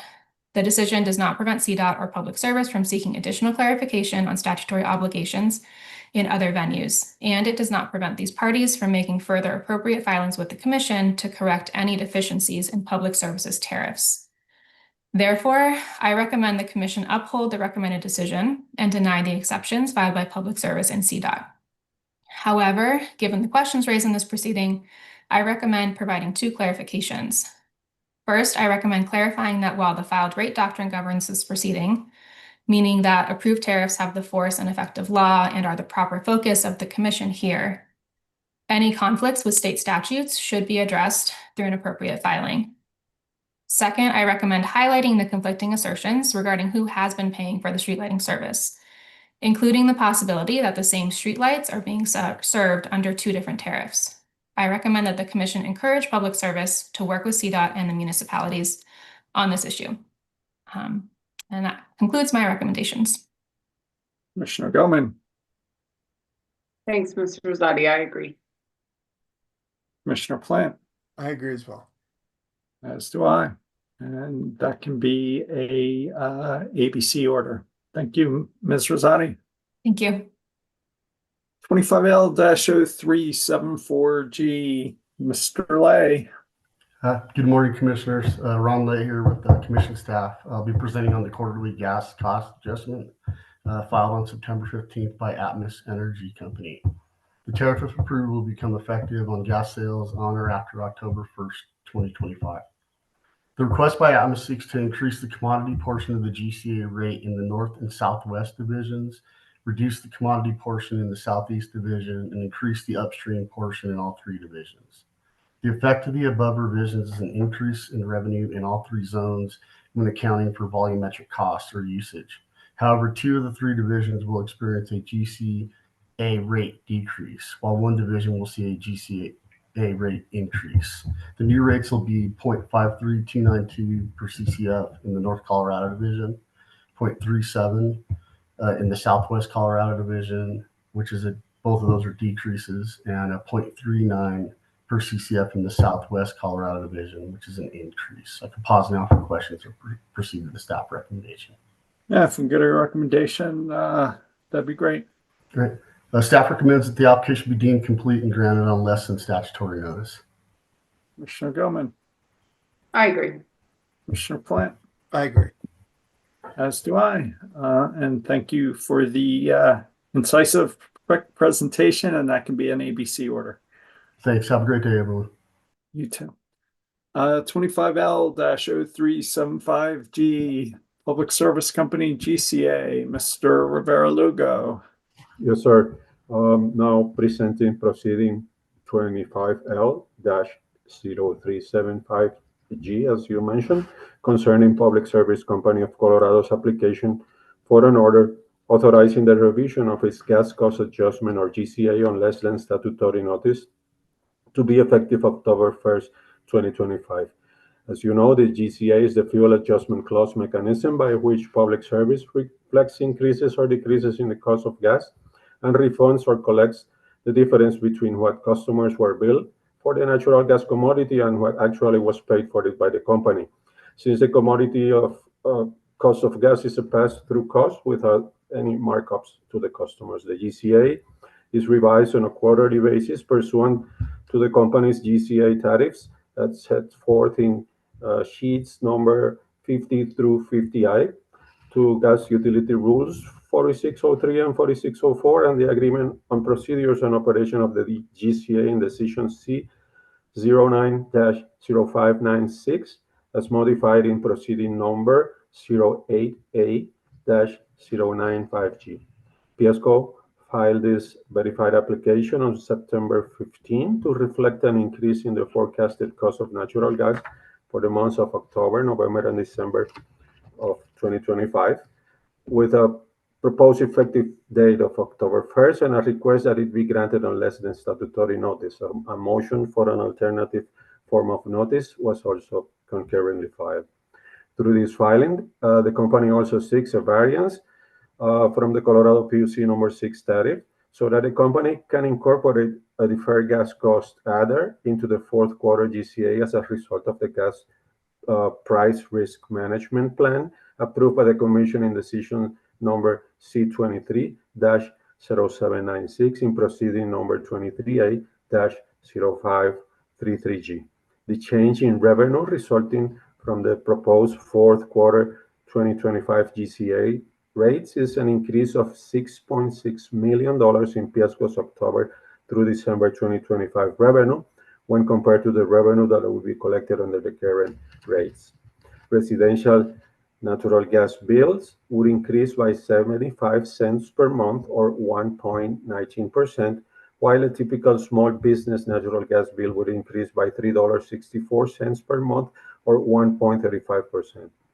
Now, I'll offer my recommendations before pausing for your questions, if I may. That'd be great. Okay. Staff reviewed the application, the accompanying tariffs, and supporting work papers with no material issues found. The applications do contain all the elements required by the Commission's rule, and it should be deemed complete. The Commission should find good cause to allow the requested increase in GCA rates on less than statutory notice and also grant the company's alternative form of notice motion as well as the requested variance to incorporate the deferred gas cost adder. And all of these I propose to do through an ABC order. Commissioner Gilman. I agree. Commissioner Plant. I agree. As do I. Thank you. Proceeding number 25L-0376 ST, Mr. Duncan, steam cost adjustment for public service. Good morning again, commissioners. On September 15th, 2025, Public Service Company of Colorado, doing business as Xcel Energy from here on out, Public Service, Xcel or PSCo, filed a quarterly application to revise its steam cost rates. There's two components to the steam cost adjustment, or SCA. That would be the deferred cost, which is just excess balance of excess or overbilled or underbilled balance. I'm sorry.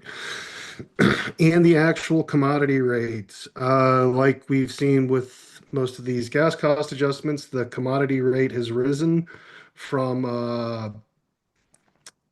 462.93 per per million BTUs to 492.86 for the same unit of measurement. That means that the steam cost adjustment is going from the present rate of 462.8 to 492.9. There was also a change in the deferred balance. The last period, they had about $93,000 in over-collected costs, whereas for this quarter, they have about $148,000 in under-collected costs.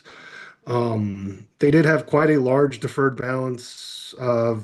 Balance is so large that the ultimate SCA rate was negative. I forget how many quarters ago, but it wasn't that long ago.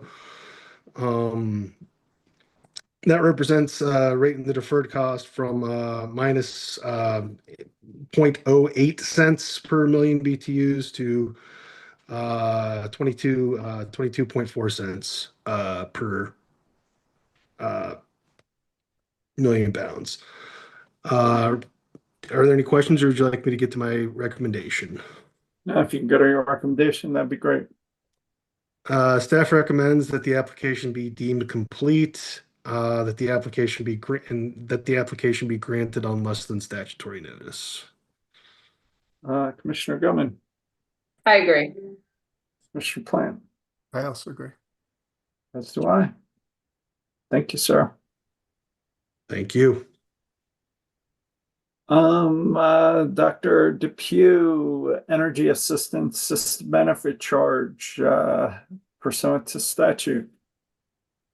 Good morning again, commissioners. I hope you can hear me this time around. This is better. Thank you. Okay. I'm Deepesh from the Fixed Utilities Group. I'm here to present our analysis and recommendation in the matter of Energy Assistance System Benefit Charge, or EASBC, for 2025-26 pursuant to 4 CCR 723-3-3412 and 4 CCR 723-4-4412 to be effective from 1st of October 2025. Based on these cited rules in the statutes, the ratepayers pay this monthly charge collected by the regulated electric utilities unless they opt out or otherwise exempted. These rules also require the commission staff to compute inflation-adjusted charges for the 1-year period starting October 2025. The staff has computed the rate of inflation adjusted rate of 83 cents for the ESBC for next year. So the monthly increase would be just about 2 cents from 81 to 83 cents. I can stop here for any questions, or I can make my recommendations. If you jump to your recommendation, that'd be great. The staff recommends that a new miscellaneous proceeding, or M docket, be opened and new monthly ESBC charge to be effective from 1st October 2025 be approved, and the PUC director be directed to issue a letter notifying these charges in the new M docket. Commissioner Gilman. I agree. Commissioner Plant. I agree. As do I, and that can be an ABC decision opening the proceeding and directing the director and the utilities as you recommend. So thank you, Dr. Depew. Thank you. Item 11, Ms. O'Neill, the orange alert and conservation messaging from Public Service Company regarding August 7th. Good morning, commissioners. I'm Erin O'Neill, Deputy Director of your Fixed Utilities staff. And I'm here this morning to, as a follow-up to the orange alert that was on the Public Service Company of Colorado, or Xcel Energy System, on August 7th of 2025. Can you all see this presentation? Is that? We can. Well? Okay, we great. can.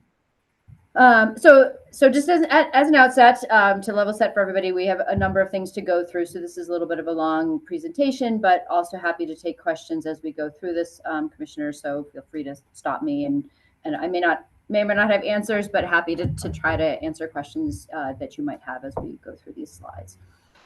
So on August 7th, a public service company of Colorado sent messages to its customers requesting that they take steps to conserve electricity during the hours of 3 p.m. to 10 p.m. This is called an orange alert on their system, where they were concerned about the amount of capacity they had on their bulk power system. So a little different than some of the other outages that we've been talking about, which are distribution level outages.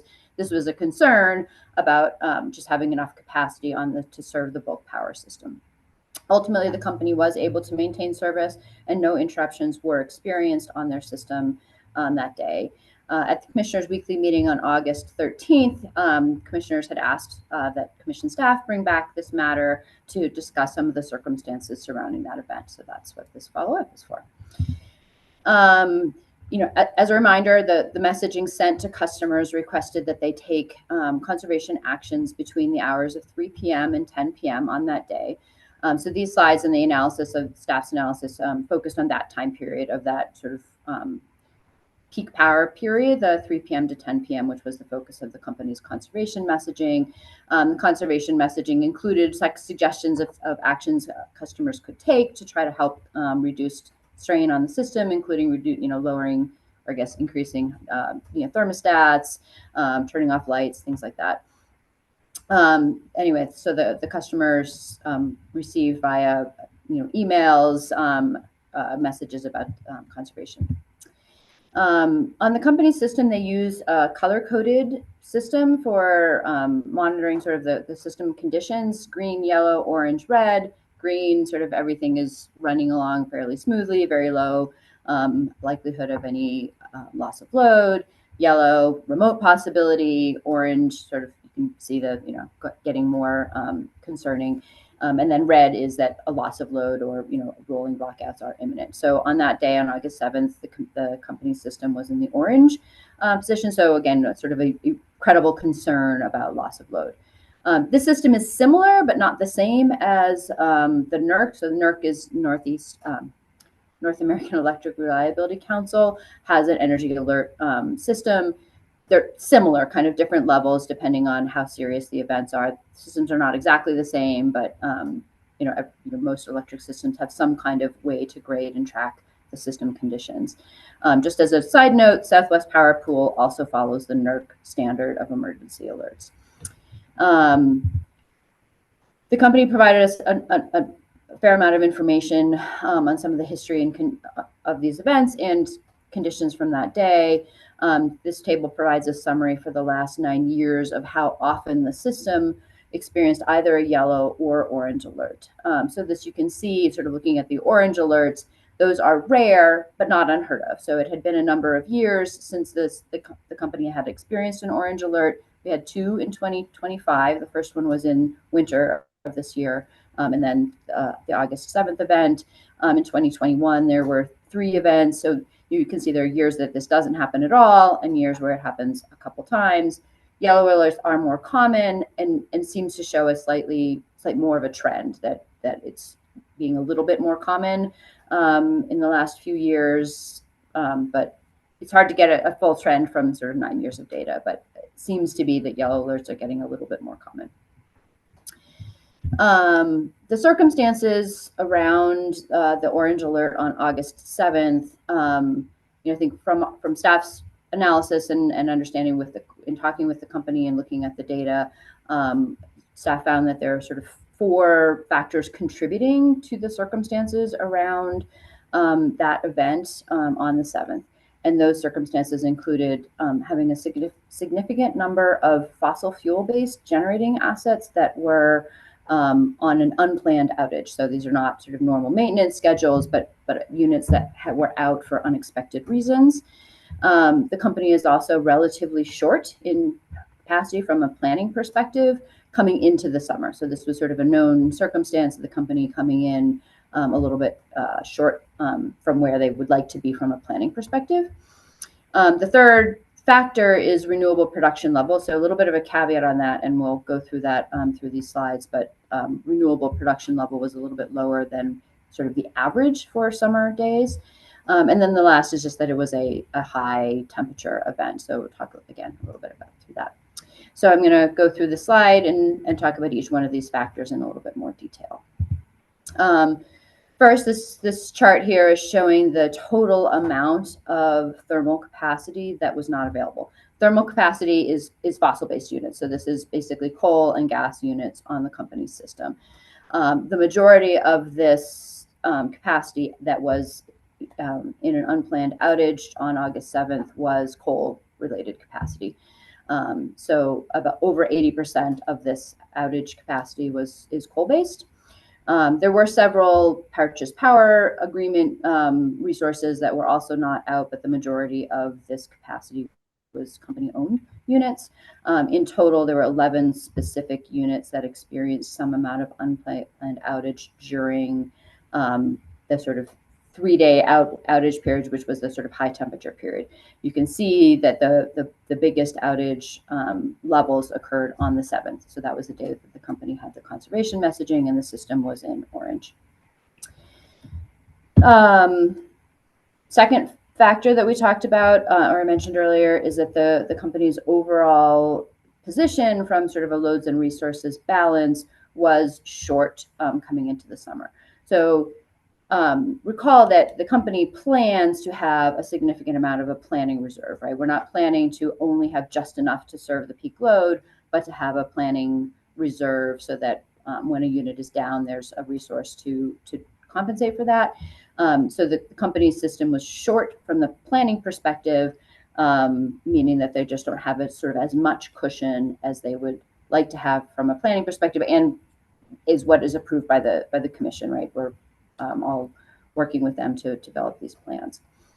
And I guess I should have said earlier that I think one thing to remember is that a situation like a yellow alert or an orange alert is pretty much never the result of one thing going wrong, right? The system is planned to accommodate and absorb one thing going wrong. That basically anytime you're getting into an orange alert type event, it's because multiple things are going wrong at the same time. So for instance, having multiple units down at the same time when the system is short and the temperatures are high, like it's a combination event that's hard to account for from a planning perspective. Anyway, so the company was short in the summer of 2025, at a significant level. Third issue, and I'll talk through this in a little bit more detail because it just takes some explaining. The renewable generation levels, as I said, were lower than what is sort of typical for the renewable generation. So the renewables, depending on the exact hour, were 400 to 900 megawatts, sort of short, less than what they are, have been on average during the summer periods of 2024 and 2025. But I think it's really important to keep in mind that from a planning perspective, we know that renewables are not dispatchable. And so that's accounted for in how we plan. So renewables have what's called an accredited capacity, or sort of how much the system can rely on them from a planning perspective, because we know that they are intermittent. So if you look at this chart, this dashed line across here is the expectation from the planning perspective. This is the amount of accredited capacity that we expect to see from the renewables on the company's system. So from that perspective, the renewables really performed about where the planning expects them to be. So I think the takeaway here is that on most days, the renewables are producing more than the system has planned or sort of is relying on them for. During this event, they were not performing as well as they have on a typical day, but they are performed basically where they are expected to from a planning perspective. So I think that's an important message of, like, yes, it contributed because they didn't generate as much as they typically do, but planning perspective wise, they're right where they should be. This slide just kind of gives you a little bit of a breakdown, right? This renewables lines are the combination of solar and wind production. This slide gives you a little insight into solar versus wind. So the timing profile obviously is very different for those. Solar starts above where the sort of accredited capacity is and tails off as you go into the evening hours. Wind is doing the opposite, started lower during the sort of early after or mid-afternoon, and then really ramps up as we move into the evening periods. So I think that shows a nice complement between the solar and wind production. Can I ask you a quick question here? So the dashed line is sort of what the planning is, but does the planning assume, if you go back to that other slide, does the planning assume for solar that it's going to be, I mean, at night you're not getting solar. Why? Yeah. You know, that's a really good question, Commissioner Flynn. So I think that like what the accredited capacity is doing is sort of saying we're going to look at the peak hour, and then I'm just saying like that's kind of what that represents. Is this line is saying during the peak hour. So it really is more focused on that sort of 5 to 7. How much do you expect it to show up? But absolutely, we don't expect solar to be generating at its accredited capacity at 10 p.m. Just like this is what we're planning that the solar would contribute during the peak hour. So that's why it's shown as sort of a flat line. But you're absolutely right. And sort of the reverse for wind, right? Like we expect it to show up, you know, and not produce as much during that sort of 4 to 6 p.m. period, and then to start going up. So that's why there's such a big disconnect here, saying, you know, we generate a lot more later in the day with the wind, but that's not the peak hour. So the accredited capacity number is really focused on the sort of the actual system peak period, which is a little bit shorter than this 7-hour period that I'm showing. So is that line basically just taking your 24/7 average accredited capacity across all hours, recognizing that particularly for solar, obviously it goes down to nothing at night, but then it's higher than that during the day, and that's it's not even quite that, because it really is focusing on the peak period. So it's not taking an average across 24 hours. It's saying that, you know, we're planning for the system. We plan to serve the peak, and we plan to serve total energy. So this is saying when we're looking at that peak planning period, how much do we, which is a relatively short period of time in the summer when the system demand is the highest, and looking at how much these renewables will reliably contribute during that peak period. And that's what's being reflected here. So it's not just an average across the 24 hours. It's looking particularly at summer peak contribution.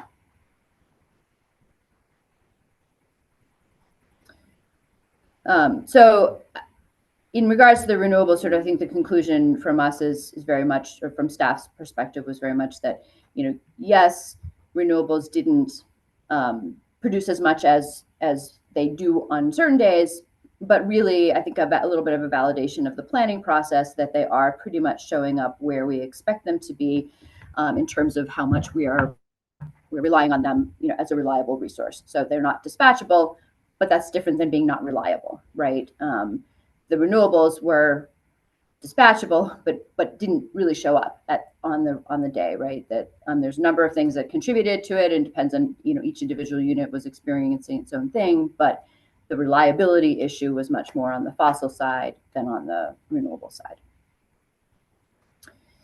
And then the last sort of contributing factor was the temperatures on that day. So once again, sort of similar story to the renewables, that, you know, it was certainly hot, and the demand was high as a result, but not unprecedented, right? We get 100-degree days in Denver. We get series of 100-degree days.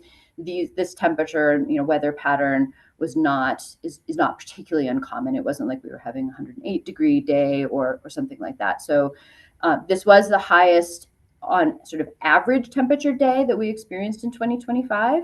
But again, it wasn't sort of a crazy hot. The maximum temperature was about 99 degrees. Average across the 24-hour period was 87. It had been hot for several days. So again, definitely a contributing factor to the overall stress on the system of having high demand at the same time that there was supply concerns, but not a crazy result. So that's something well within what we would typically plan for through the resource planning process. So before you jump, can I just ask you a question on that? And of course, you may, can you go up a slide? You may not. Yeah, good. Yeah. Do you know, and maybe you might not know now, but going forward, could you take a look at what like the more extreme temperatures might have done to demand. For example, if we had the Storm Uri of the summer, where there was a region-wide, multi-day extreme temperature peak, and the temperatures did not cool off overnight. So it was multi-day. The nighttime temperatures were high, and the peak time temperatures were more extreme. I'd love to see what that might do to peak demand compared to this event. Is that something you'd be willing to look into? Yeah, happy to do that, Chairman. I mean, I think we can certainly look both at sort of historical periods of times when things have been even hotter than 99 degrees, and also look at sort of our weather normalization assumptions about how much we think additional load might happen. So I have to think a little bit about the best way to do that analytically. But yes, happy to look into that and discuss further. Thank you. So part of what the company did, right, to manage this situation is really relied heavily on the multiple demand response programs that the company is running. They basically sort of called or activated all of the demand response programs that they have available to them, and that's sort of what's shown here is the list of the different demand response programs, from the interruptible service option credit, which is really focused on large customers with a physical disconnect on their loads, to peak day partners and sort of programs that are more focused on voluntary appeals to customers that can reduce, commercial and residential customers that can reduce their usage, smart thermostats, saver switch programs, things like that. Anyway, all of these different programs were activated that day. This is the company's estimate of both sort of how much the demand response contributed on the actual peak hour of the day, and then also sort of the average across the 7-hour period, how much these demand response programs helped the system.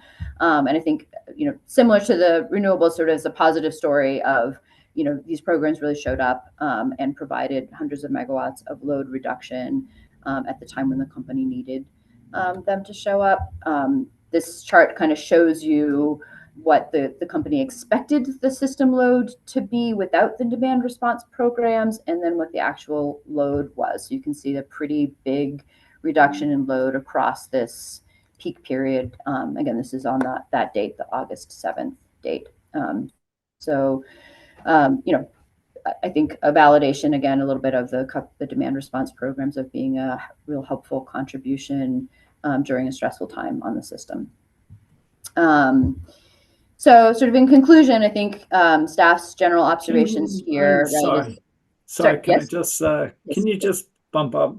Yeah, can you, again, in the future, when time permits, I know we keep loading you up with stuff, Ms. O'Neill, but I'd love to see sort of what our highest loss of load probability is, and maybe sort of the state of discharge of the batteries.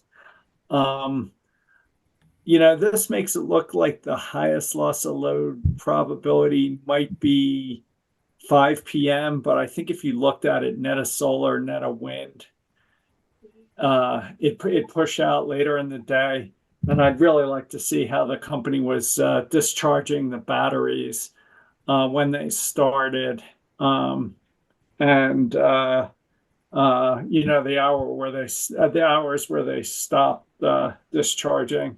So to the extent you can sort of help us understand our highest loss of load probability hour, maybe not even including the wind, which really saved us here. If you go back up, it looks to me like the wind was, like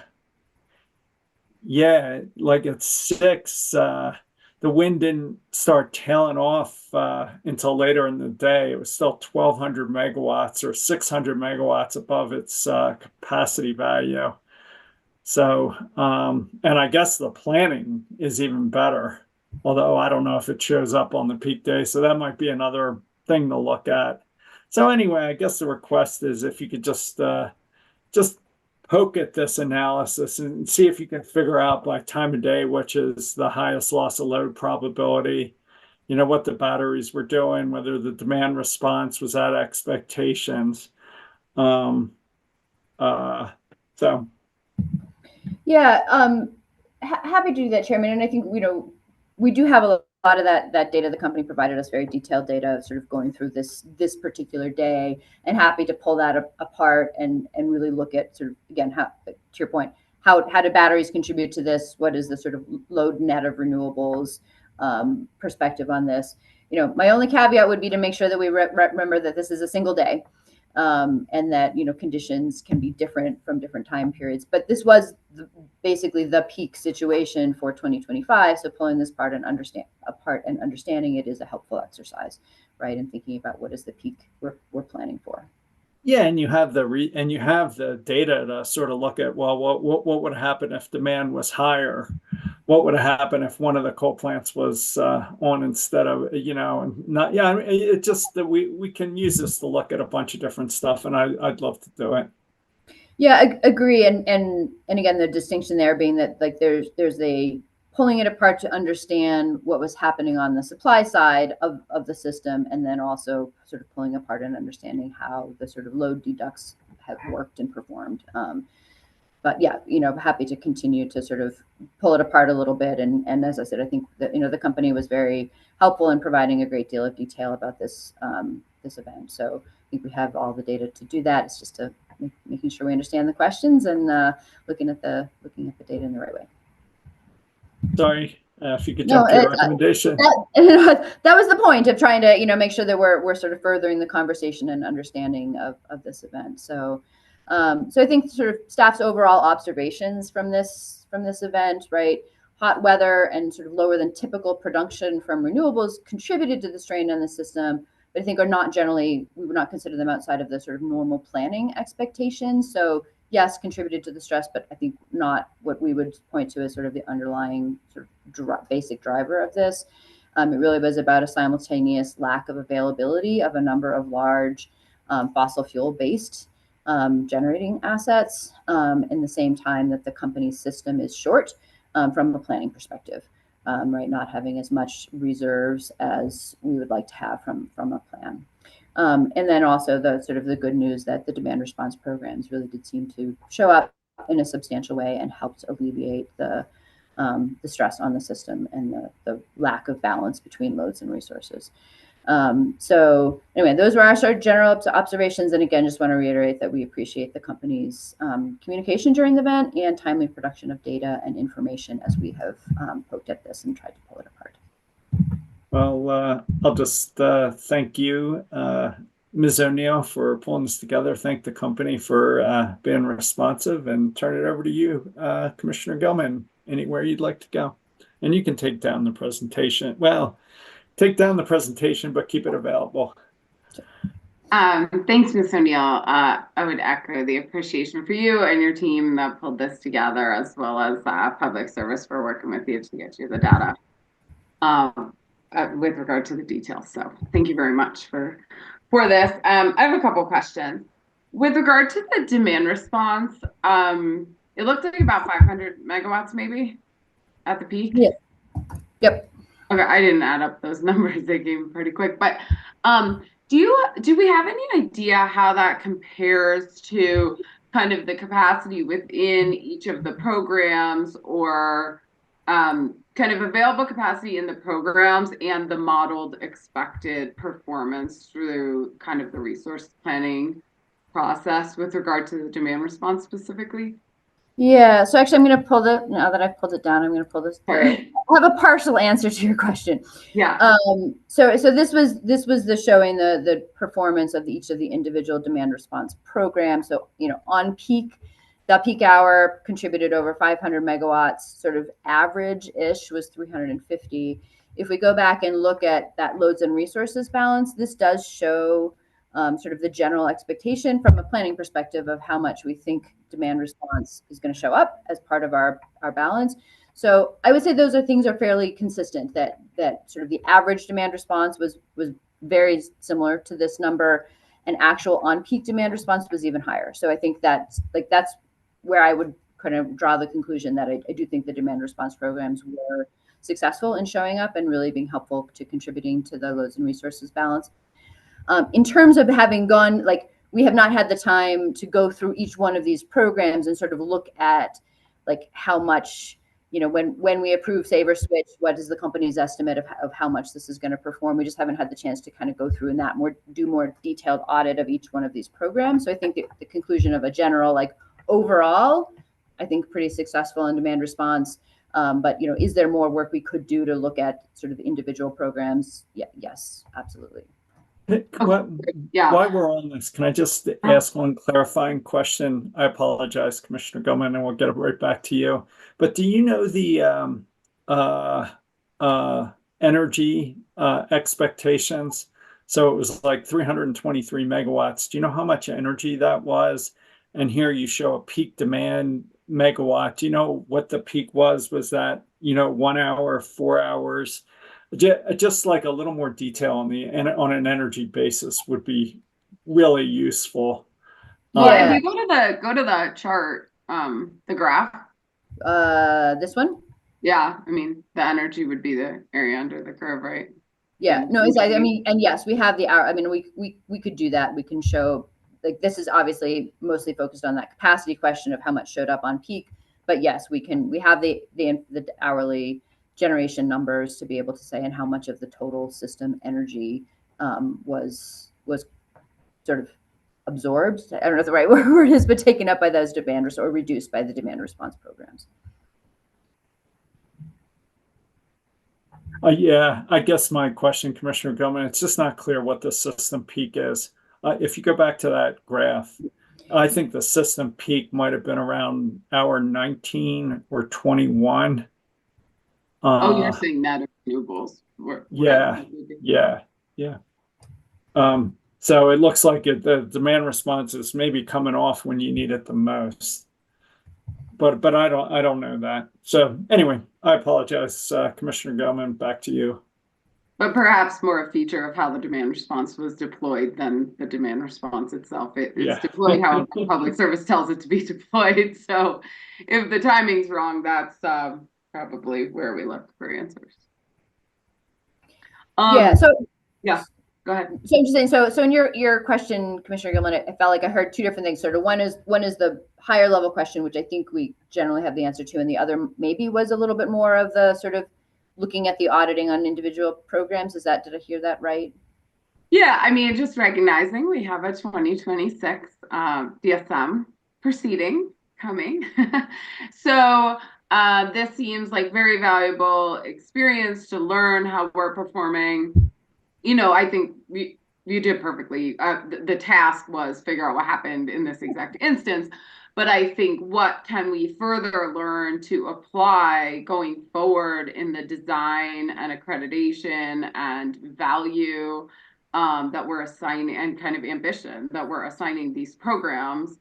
I think there probably is somewhat of a deeper dive there, whether frankly it's in a report to the commissioner as part of what trail staff does to prepare for that proceeding, to look at more granularly so we can really be optimizing and like right sizing our ambition, our confidence in this as a resource, and the value that we're providing customers to expand the horizon. You know, I think those numbers could all be larger with potentially the same percentage success if we're properly valuing, and this is a circumstance where I think we have a real value we can attribute to those programs to better ensure that we are really rewarding customers, compensating customers to the right degree for the value that this resource essentially brings to the system.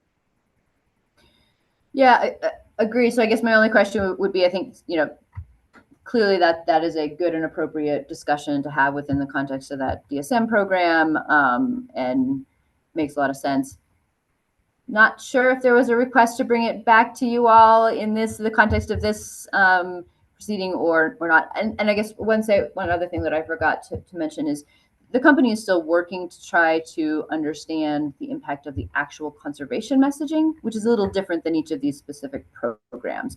So that's a little bit harder for them to do because it's not as, measurable or as discrete. So they're still working on that, and happy to sort of bring that back to the commission to, discuss when they have a better understanding of how much the actual sort of broad conservation appeal, how much impact that made on the system as well.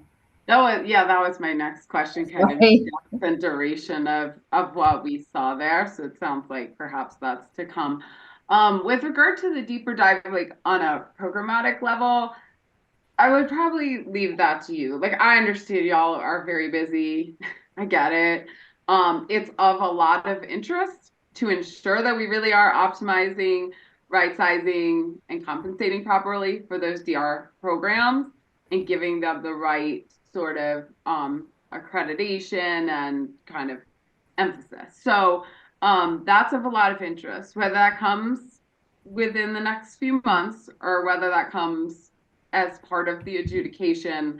I am very interested in a deeper dive of the actual data. So I guess I personally will leave it to you, but I think that's a very important thing to be discussing in the context of DSM.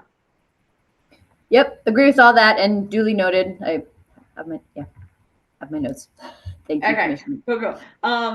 Let me see. I have another question. With regard to I can you pull up the program list again? Sorry for DR. No, all good.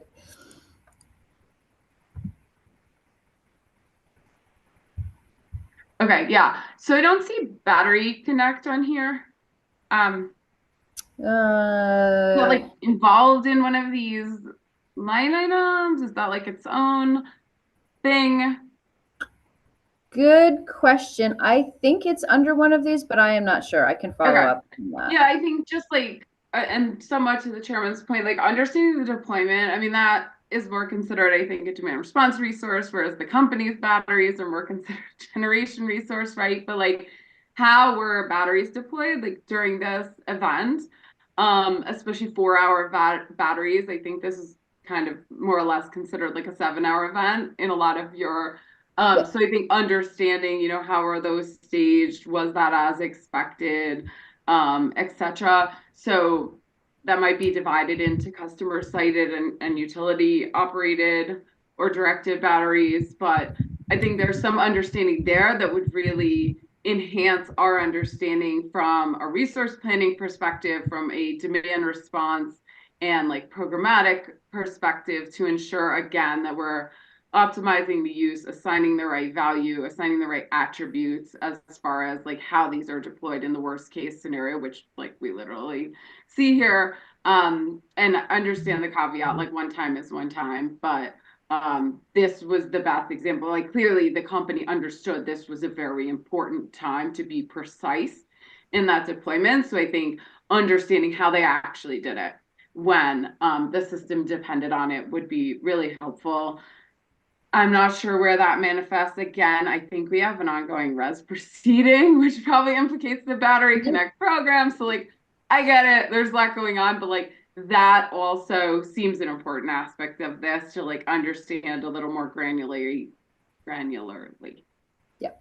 Yeah. And I mean, I think that in this context, like given ongoing proceedings, and I would say this about this whole presentation, right? The intent here really is just to present facts and understanding of what happened in this in specific event. I think we can follow up with that and again provide the details without any commentary. I mean, maybe the discussion of sort of how much it's worth is a little conversation for the res, but happy to provide more details on just exactly how programs did and didn't contribute in different time periods. And again, the point here on the 7-hour period was just because that's what the company had asked customers to conserve over, was the 3 to 10 p.m. So that's kind of the period we pulled apart. Yep, perfect. And I'm sure they understand, like they were probably being as precise as they could with the timing, because if you ask for a longer time, you might get less responsiveness. So, that's probably the right timing to focus on. With regard to EVs, I'm seeing critical peak pricing. You show includes EVs. I presume those are people with EVs on critical peak pricing rates. Now we have a managed charging program, technically two. One is more kind of set and forget it, one's more managed. just curious if there was any information from the company, or you expect any information with regard to if they actively managed any EV charging of those enrolled within their program to ensure that the EV charging did not contribute to additional usage during this time. That's my understanding of what is included in that critical peak pricing, but I'm also not sort of deep in the weeds on some of these demand response programs. So I can follow up and confirm that that's right, but that was my understanding of sort of what had been included in that bucket. And not to give you more work, it would be super to see that broken out, because it is not critical peak pricing. But a managed EV charging program where you give people $100 for the year, they're not on a critical peak pricing rate. Those are different things. I'm aware we do have critical peak pricing rates, which EVs might be on, but those seem like two different things to me, and it would be helpful. I do think we have some more detail under there, so I'll pull that apart. Okay. Again, when we see the TEP come, when we, to understand the precision of the programming of what have we seen, what do we need, and where should we go next to ensure that these programs are really optimized. Okay, only one more question. So as you emphasize from the outcomes of the study, the majority of this problem, the significant majority of this problem, appears to be a real lack of reliability of especially those coal resources when we needed them the most, when the system was peaking, which is exactly when they're designed to run and contribute at their maximum amount to the system. And I was just curious, and I don't know what I don't want to ask about precise plants. I think some of that is confidential. But in terms of the reliability, especially when we look, you had pointed out this temperature was not necessarily an anomaly. We had other hot days in the summer. Did we encounter other reliability problems with those coal resources during other close to peak hot system conditions this summer? Just trying to figure out, was this a one-time, oops, so weird, so many coal units went out at once, or is there a more chronic problem with reliability with regard to some of these units, some of which have already been studied at length, I will acknowledge.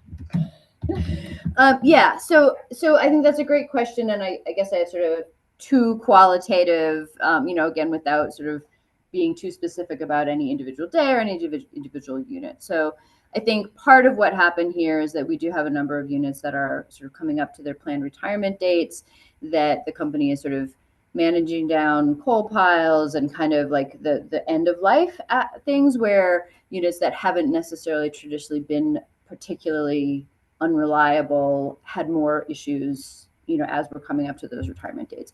So not the best result, but also understandable. And we have been trying to make sure that we don't overinvest in maintenance on units that are being, converted to other fuels or coming up to the retirement date. So I think that was a fair amount of, that contributed to what was going on, particularly sort of in August.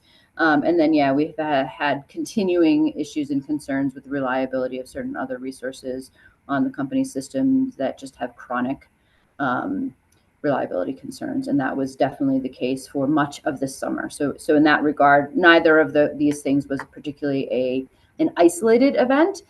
This day was particularly bad in terms of the total amount of resources that was out, but those dynamics, the company successfully managed through them, this summer in terms of not experiencing rolling outages and compensating for those on the system, but not the best performance from the fossil fleet for the whole summer. Okay, so to summarize what I heard, perhaps some understandable issues with units close to retirement. Outside of that, we have seen fairly consistent poor reliability among the rest of the coal fleet for the summer. Correct. Okay. Thank you. Those are my only questions. Really appreciate it, Ms. O'Neill. Thank you, Commissioner. Thank you, Commissioner Gilman. Commissioner Plant, anywhere you'd like to go?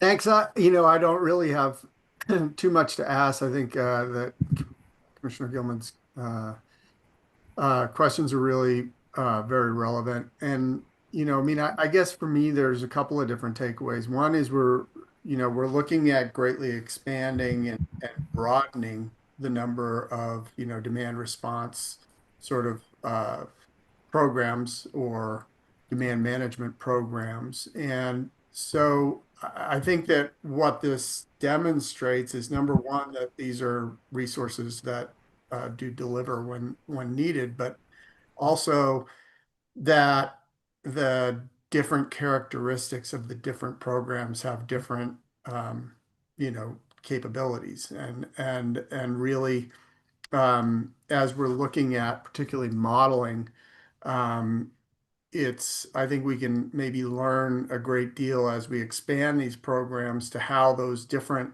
types of technologies um, uh, are demonstrating their capabilities in these kinds of events. I think that, we're looking at, taking those existing programs and expanding them pretty significantly, and beyond, the basic ISOC and Saber Switch kind of programs that most of them are, and really expanding into a variety of different technologies of, aggregators going out and getting more, all these kinds of things, compensation values, as Commissioner Gilman pointed out. So really, I think that, using this as kind of a baseline and trying to learn and understand how those added capabilities contribute to the system reliability is, I think, something that we can look at, on a going forward basis.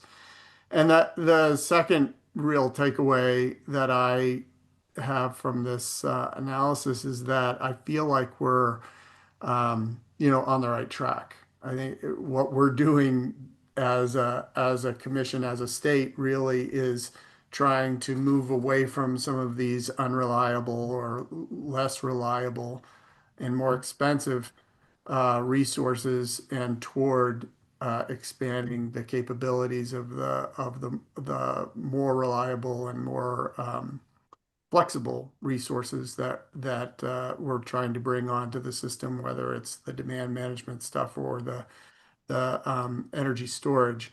And so I feel like this is really an endorsement of that, even though, I mean, I know that people here certainly, in the political environment, that, that the coal is going to give us more reliability and lower costs. But what we're seeing here is exactly the opposite. It's less reliable, it's more expensive, and it's really driving more demands on other aspects of the system. And I think that this is a real endorsement of the path that we're taking. So those are the only other observations I would provide. Any comments? Thank you, Commissioner Plant. Any comments on that? Is there Neil? No comments on that. Yeah, no disagreement, no comments. Just, yeah, I think the presentation probably supports Commissioner Plant's conclusions. So just in timing, what do you think about maybe coming back in early to mid-November, sort of in a similar process, raising this again in a informal presentation in a CWM. And, again, as Commissioner Gilman said, we recognize we just placed a bunch of additional responsibilities on you first thing this morning. So I don't know, so if it needs to be next year, I totally understand. Yeah, no, I think that's fair, Chairman. I guess maybe what I would say is give us a little bit of time to poke around, and maybe we can meet with each of you individually and talk about sort of what that shows, and whether it's something that we need to bring back to the meeting or not. Happy to do that if it makes sense.